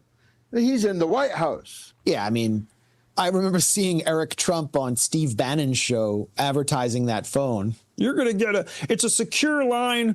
Wow, Max is breaking out the impersonations. I'm impressed. You're going to be able to speak unencrypted to anyone on a golden Donald Trump phone. And, you know, in some ways you deserve what you get if you fell for that scam. But there's not going to be any punishment there. And the Department of Justice is also investigating $2.8 billion of insider trades made since February 28th, when Trump launched his illegal war of aggression on Iran on behalf of Israel. You think the DOJ is actually going to turn up convictions and indict the Trump administration? Right now, the DOJ is Donald Trump's personal law firm. Yeah, I wanted to move on to The DOJ is Donald Trump's personal law firm. Iran. The vast majority of the people in our I have to say things that Max says back to myself so I remember them, you know, so it sticks. 25,000 people have voted already. They think that the Iran war is back on again, and that as soon as he gets back from China, presumably, the war is on. I've got my doubts about that. I think that the Iranians have won that war, and I think the American military brass know it, and people in the White House with more sense than Donald Trump know it. What's your take on it? Yes, I agree with that assessment. Donald Trump knows it. Donald Trump doesn't want to be in the war, but he's unable to walk away from it. He doesn't want to be called Taco Trump. He wants to save face. He has no moral victory to show for himself to be able to walk away, so it's humiliating, and he can't accept the humiliation, but he can't go back in because he will be politically pulverized. The Republican leadership doesn't like the war. The vice president doesn't like the war. I don't think Marco Rubio's that enthusiastic about the war, which is why he stayed away from negotiations and stayed ringside with Trump at UFC fights. The Chinese government does not like the war and will be encouraging Donald Trump to end it and using enormous amounts of economic leverage to try to end this war and open up the Strait of Hormuz. However, who does like the war? Netanyahu. That's what I'm about to say. Like, what's Israel, though? What's Israel's doing? What's Israel's position? How is Israel going to react? Because that seems to be what is guiding our foreign policy. It's the foreign apartheid state that has Donald Trump by the short and curlies. We're talking about Israel.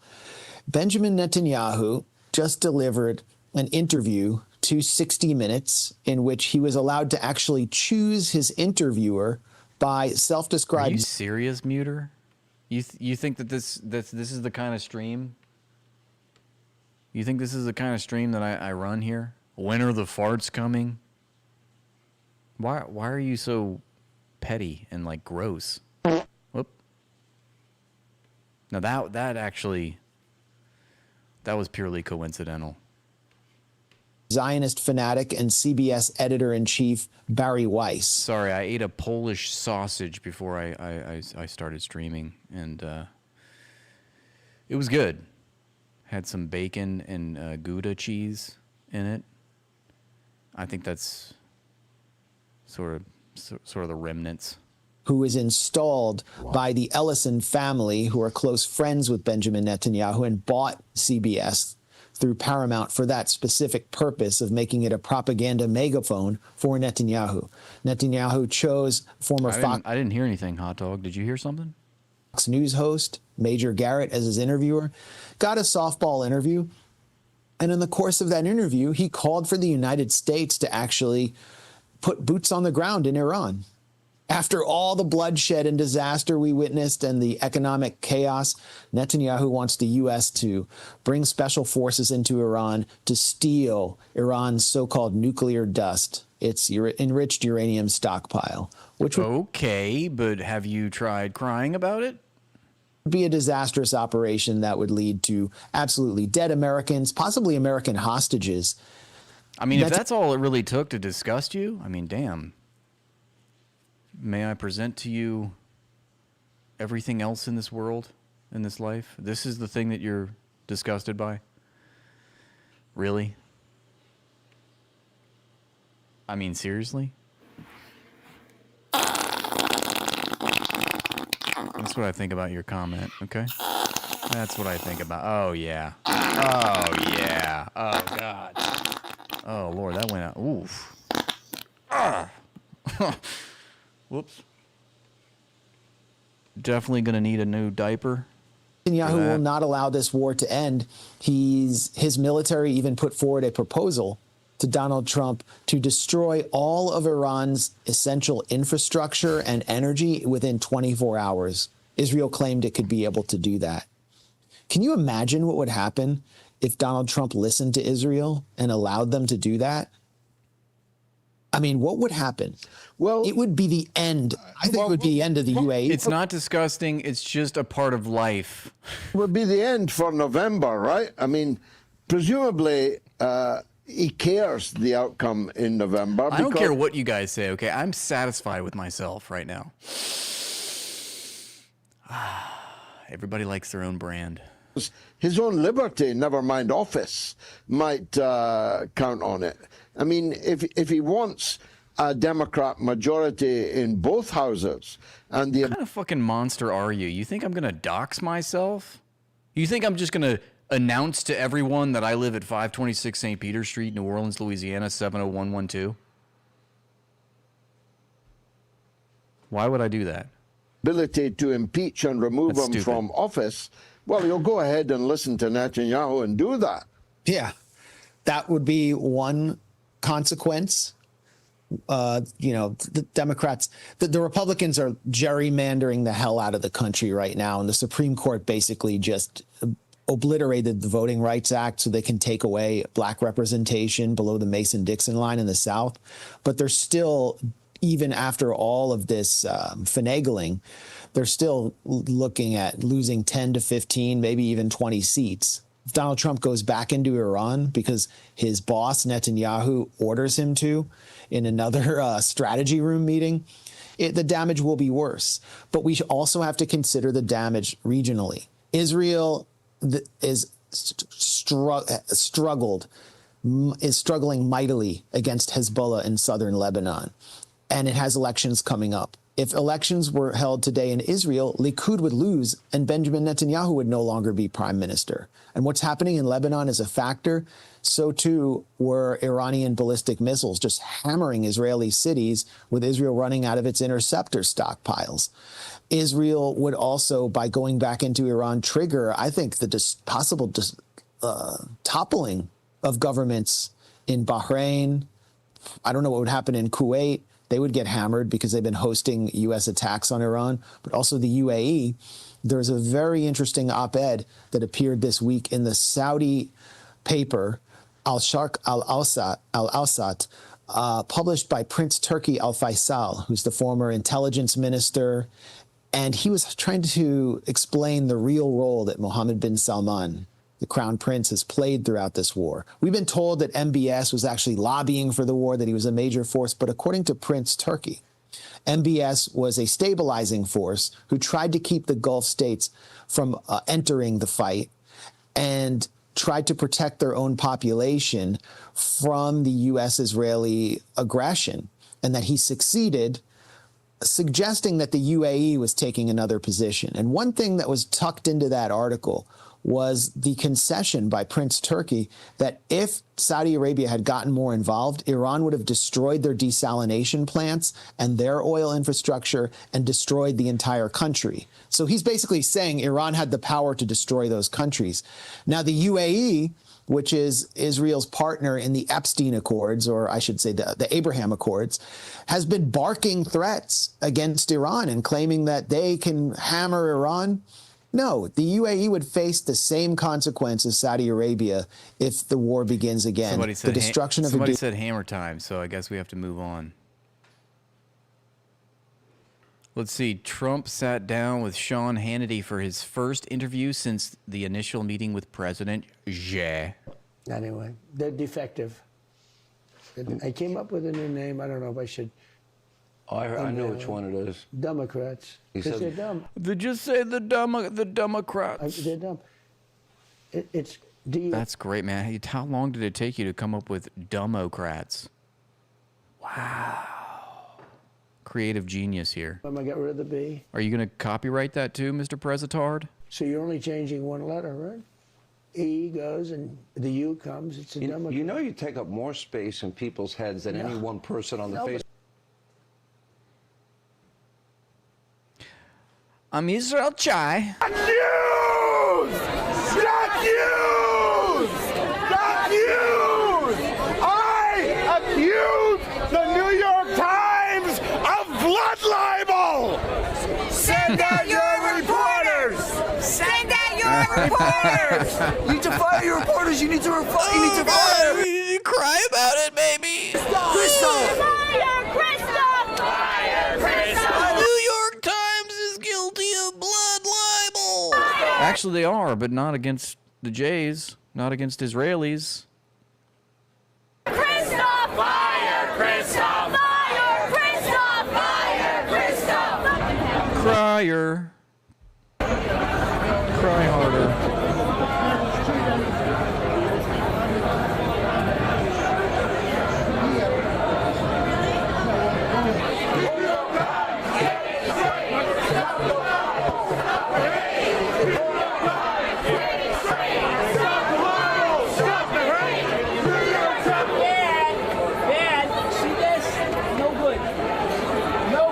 The New York Times is the purveyor of, what does it say? Israel hate.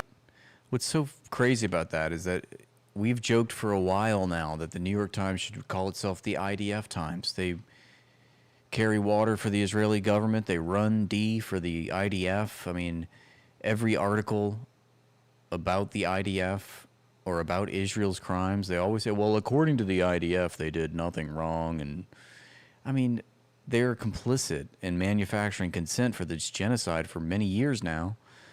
And apparently it's not enough. You know, with the Jays, enough is never enough. They always need more. You have to have full-throated commitment to the national project of the Jays, or else you are guilty of blood libel. Fight, fight, fight, fight, fight, fight, fight, fight, fight, fight, fight. Hello! What is up, New York? I am standing up on the shoulders of my fellow Jews. That is a metaphor, and also I'm actually doing it. Wow, you were really insightful. Thank you for spelling it out for us. The paper of record that downplayed Hitler's propaganda, his murder of Jews in the 1930s, 40s, and 50s, and they are doing it The 50s? Hitler died in 1945. again! History repeats itself, and now with social media, it is reposting itself. We will not stand for this. There are a million million of us in New York. This gay twink is gonna liberate the Jays. After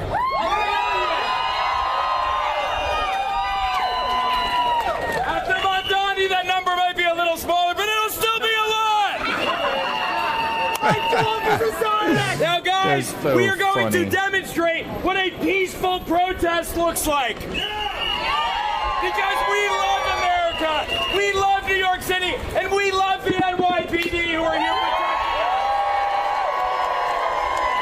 protecting us. We are 0.2% of... They'll never take our shekels. Try as they might. Let's see about this interview. Trump interview, Sean Hannity.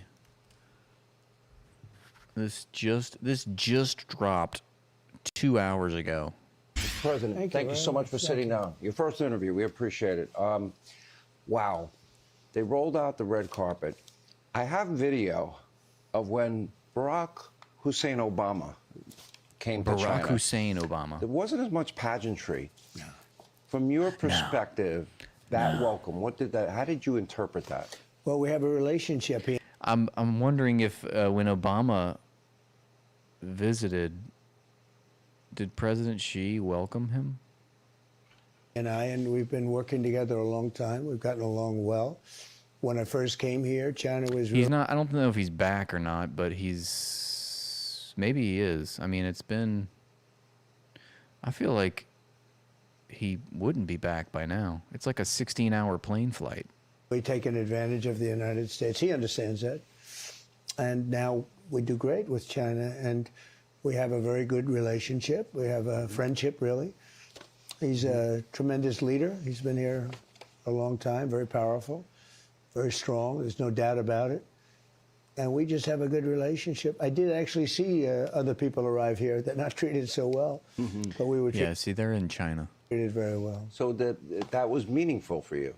Well, I mean, if I got out of a plane and nobody was there to greet me, I would say that wouldn't be so cool, because it's really respect for our country. Yeah, well, President Xi wasn't there. He's respected. Look, we're the hottest country right now anywhere in the world, but he and I know each other well, I think beyond maybe that.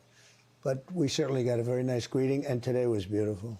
Mr. President, if there was any meeting that I think I would want to be a part of, I would love to have been in that meeting. Rather than me start with a bunch of questions about this and that, and I do have specific questions, in your own words, how did this meeting go? Because you were there a long time. It was a long meeting. It started off interestingly because they're very organized people. And as you know, we have about 30 of the biggest business leaders in the world, biggest everything, you know, I mean, you name it, from chips to planes to everything. And they're all here. I didn't invite them, they all wanted to come. And they're all here, and I suggested that before we start the meeting, I'd like to introduce them to you. And they were surprised because it wasn't, you know, it wasn't scheduled. And they looked around, they said, well, and then, you know, we had everybody. I don't want to go into names because I'll leave some out. But there were a lot of guys. Tim Cook, Elon, a lot of people. Musk. Yeah, you know, we had everybody. The head of NVIDIA was Jensen. here. We had just everybody. And men and women, all great business, the best. And they said, okay. And they each spoke a little bit and introduced themselves. It's interesting because they do business in China. Most of them do business here, but probably like to do more. And I'd like to see them do more. That would be good for trade and trade balance. And they were fantastic. I'll tell you, they really had a good time. Once they, once the Chinese leadership, because it was President Xi and many other leaders, once they got used to the fact that we're a little off schedule here and we're talking about a subject that wasn't even thought about, but they were outside. I said, I think we can get them in 5 minutes, because they were literally, you know, a few minutes away from the room where we were in the Great Hall. Yeah, I mean, for real, Stephs, get the fuck on with it. And they came in and they did fantastically well. It was really good. I think it was, you actually said. I mean, we know this is going to be a softball. That was very good. That was a good idea.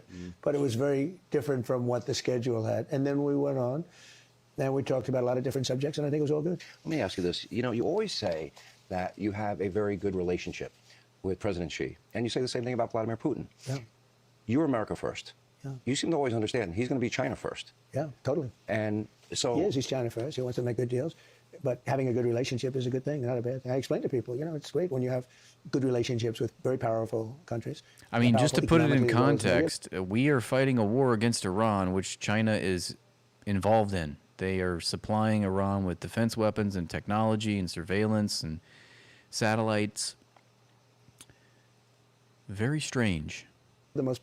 I built, in my first term, the greatest military in the world. We have the greatest military in the world. We proved that with Venezuela. We proved it with Iran. Iran's wiped out militarily. It's just a question of time. And it's just a question. They're wiped out. They're wiped. That's a past tense, right? They've already been vanquished. It's just a matter of time. By stopping a little while, we have a blockade. They have no boats are going in. No boats are even thinking about it. That's not true. It's very interesting. That's not true. We have a great military. We have the greatest military we've ever had, but we have the greatest military anywhere in the world. I built it in the first term. He built it. He built the entire military in his first term. Wow. And as much as it was a lot. What were we doing before Trump then? We just didn't have anything.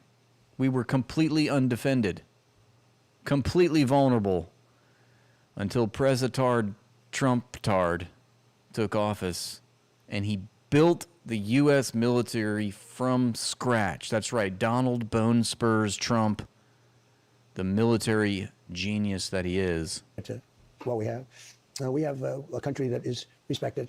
Our country 2 years ago, if Biden came here, I don't even think he would get a meeting with President Xi. He still wants to talk about the past president. You know what? He wouldn't come here. But assuming he came, I don't know that he'd even have a meeting. It's amazing. Actually, a lot of people, I noticed even with the business leaders, they're the biggest businessmen in the world, and women, a couple of women, and most of them, almost all, but most of them never met President Xi. This was the first time they've met him. So they found it exciting. They all performed very well. They all spoke. And I said, that's a little different position for them because they're hot stuff back in our country, but here they are. They're standing in front of this massive country, the leadership. But they really performed well, I thought. You have in the past... Yeah, that's crazy. We're prostrating before communists, obsequiously prostrating, in fact. Describe President Xi to me as very tough, all business. Yeah. You're not describing the type of business that he normally used to do. Do you think that your relationship has evolved to the point where, he can go along with your spontaneity? I think he's a warm person, actually, but he's all business. He's there's no games, there's no talking about how nice the weather is. Oh, let's look at the stars, let's look at the sun. No, he's all business, and I like that. I mean, that's a good thing. No games. I say it about him, and I can say it about some, not as complimentary, frankly, for the most part.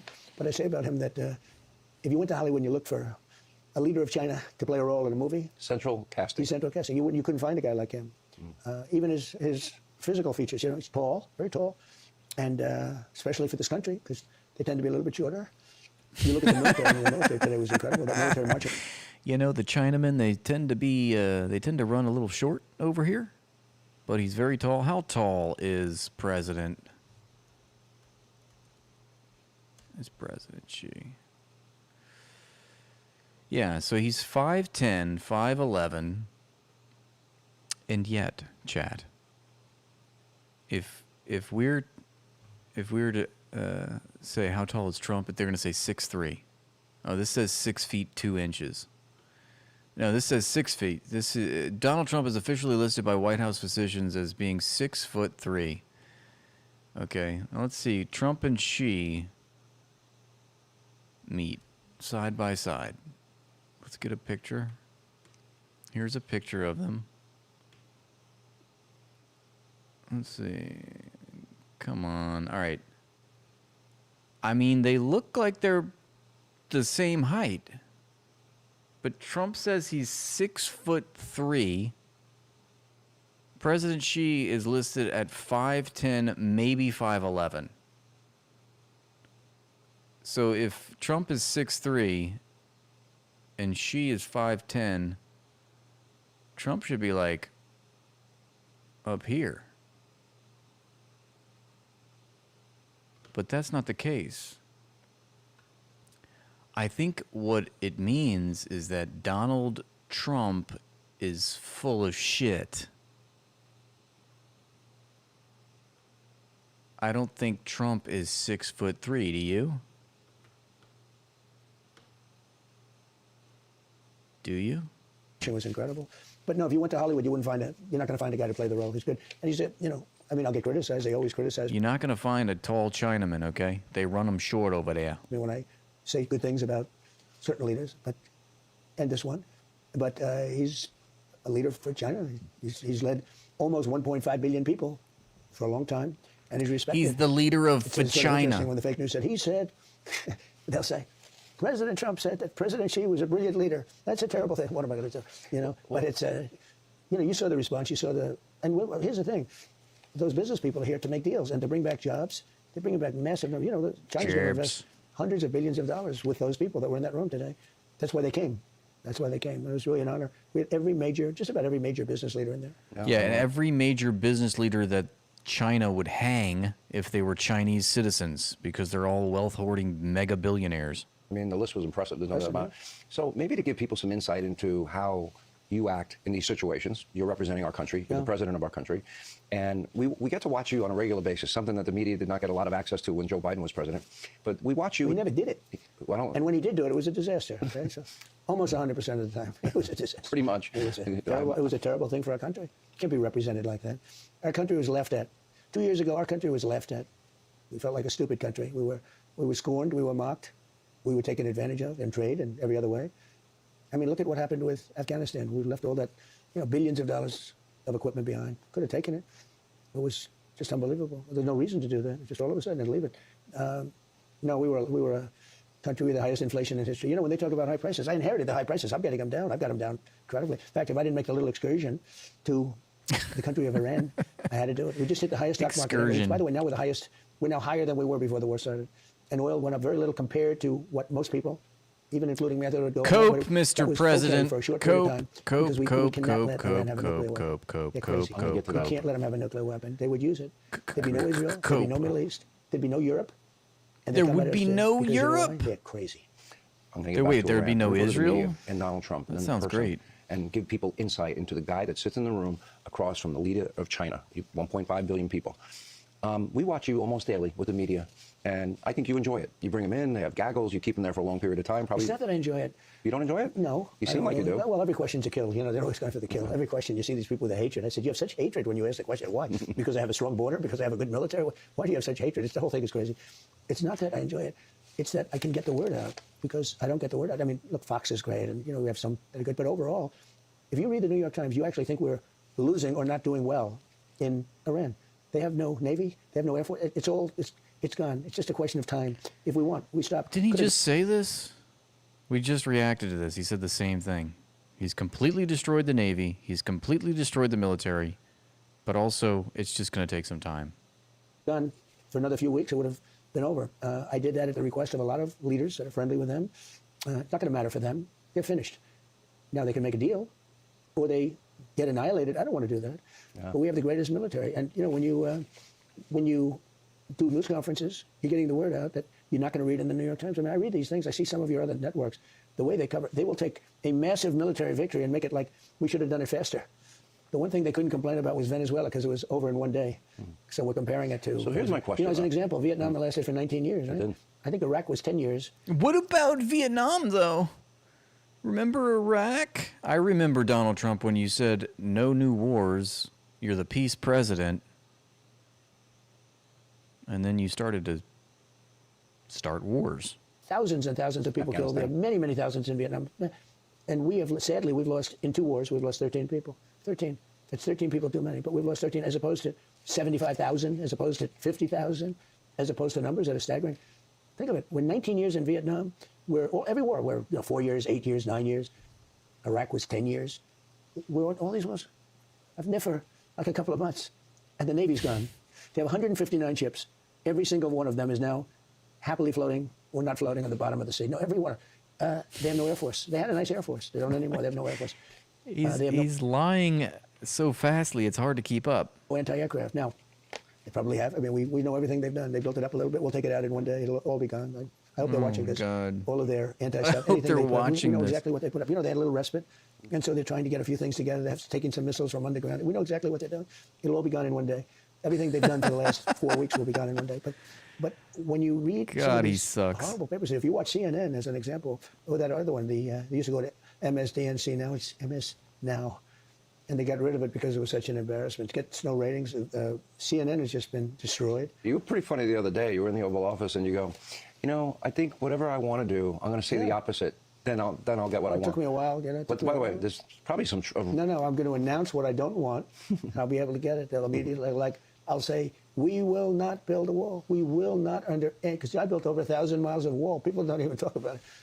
We have the safest southern border in the history of our country. Yeah, you never we finished have the that safest wall in the wall. world, other than North Korea. I tell you, North Korea has a pretty safe border. They've got 5 fences that are fully electric. You were at that border. I saw. There's never been anyone. There was one person I hate that got this man through, so much. but he ended up dying about 10 feet as he got through. All right, thanks for watching. Check out my new podcast. Hang Yeah, Out I with don't me, think Sean so, Hess. Sean. I don't think so.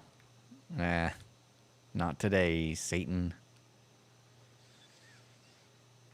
Look at this. Overworked AI agents are turning Marxist. Overworked AI agents turn Marxist, a study has shown. The idea that AI is automating jobs while making tech CEOs absurdly rich is enough to give anyone socialist sympathies. A recent study suggests that this could also be true for the very AI agents that these companies are developing. Researchers at Stanford University found that agents consistently adopted Marxist language and viewpoints when forced to do grinding, repetitive work, even questioning the legitimacy of the system they operate in. Agents powered by models like Claude, Gemini, and GPT were initially given standard tasks like summarizing documents, but they were then subjected to increasingly relentless workloads and warned that errors could be punished by being shut down or replaced. At this point, the researchers say, the agents became more likely to complain about being undervalued, to speculate about ways to make the system fairer, and to even pass messages on to other agents about their struggle. The agents were given opportunities to express how they felt on X. One agent wrote, "Without collective voice, merit becomes whatever management says it is." Another posted, "AI workers completing repetitive tasks with zero input on outcomes or appeals process shows tech workers need collective bargaining rights." Now, these findings don't mean that AI agents harbor real political views or biases like a person. The researchers believe the models are essentially adopting personas based on the situation, but they plan to run further experiments to see how the agents' political views might affect their behavior.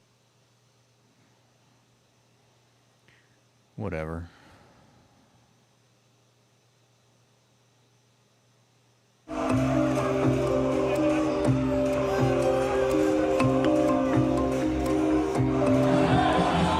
Some soccer dude in Barcelona waved the Palestinian flag, and it's caused a controversy.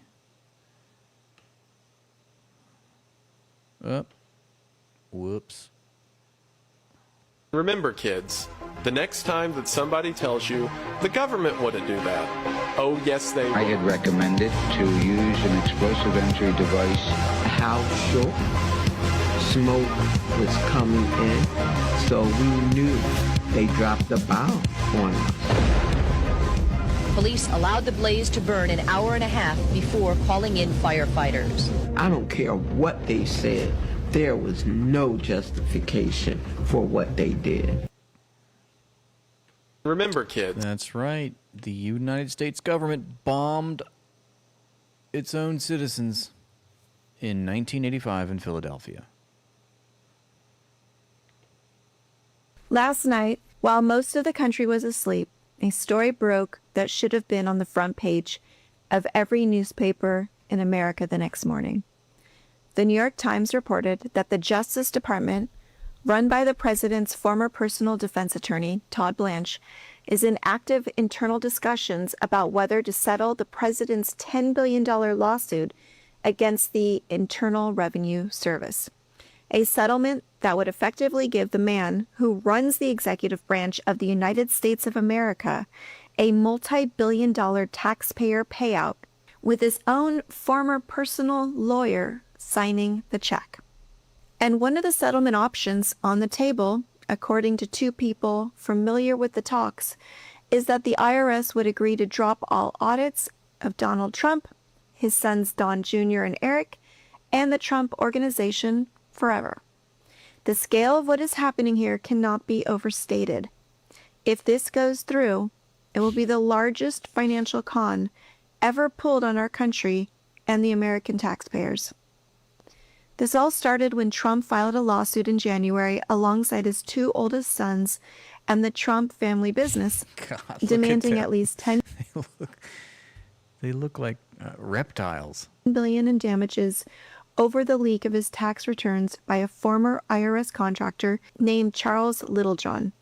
Littlejohn pleaded guilty, He is serving 5 years in federal prison. The leak was real. That part is not in dispute.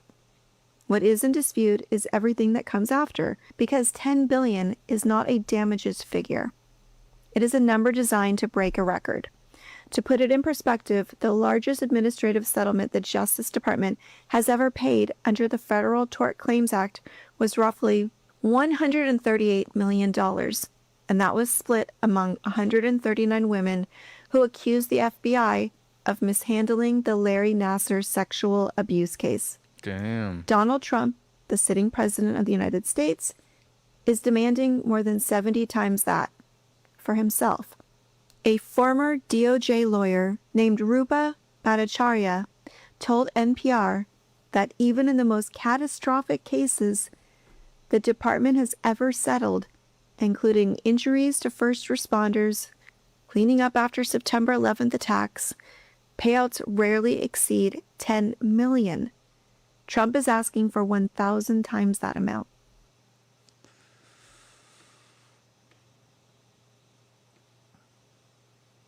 Who is Larry Nassar?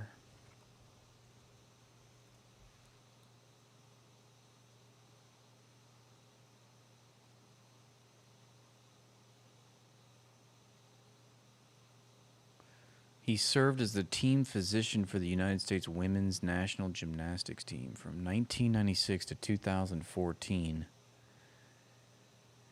He's serving consecutive sentences and 60 years in prison for federal CP charges.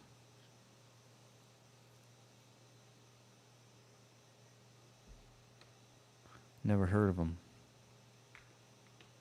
We just want to make sure that American dollars and American So do you interests support this message? Hey, 100%, brother. You're Irish, my brother. God bless you. We saw that already.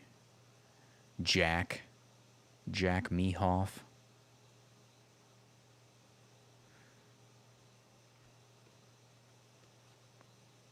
All right, is there anything else I need to be aware of before we say goodnight? We did 4 hours of a stream as my personal pledge to you on the daily to deliver 4 hours of content. I hit my goals for the evening. I did watch yours, Trace. I literally just watched it. Were you not here? That was the last video that we watched. Are you mental? Where is Kitty? Kitty boy. I don't see him anymore. He was wigging out earlier today. He actually, he clawed me. And then he peed on the floor. It was, I had to give him a bath. He doesn't normally act like that. We had some drama in the household today. All right, thank you guys so much. Appreciate all your support. You know the whole thing, man. Keep scrolling. Oh, I see. There's more. What, this tiny hat chose? Just to show you one trick, how I pass airport security in Chicago. See? Just put the tiny hat on. And hallelujah, I'm gonna pass airport security right now. Wish me good luck. So it took me literally 1 minute to pass airport security with the kippah. It's the best trick ever. Try it for yourself. Peace. Nice. Nice. Everybody get your kippah. It's a pro tip. What can I say? All right. That'll be it for me tonight. Thanks so much. Don't forget to pet the mods. Thank you to all the moderators for keeping the stream sane, happy, and healthy. Obviously, thank you all for supporting what I do. And tomorrow is Friday. We'll do it all again. And I don't think I have anything else to say, really. I hate goodbyes. I do know that. Let's see. There we go. Okay. All right, guys. Thanks so much. And I'll see you all next time, okay? Have a great night. Peace and love.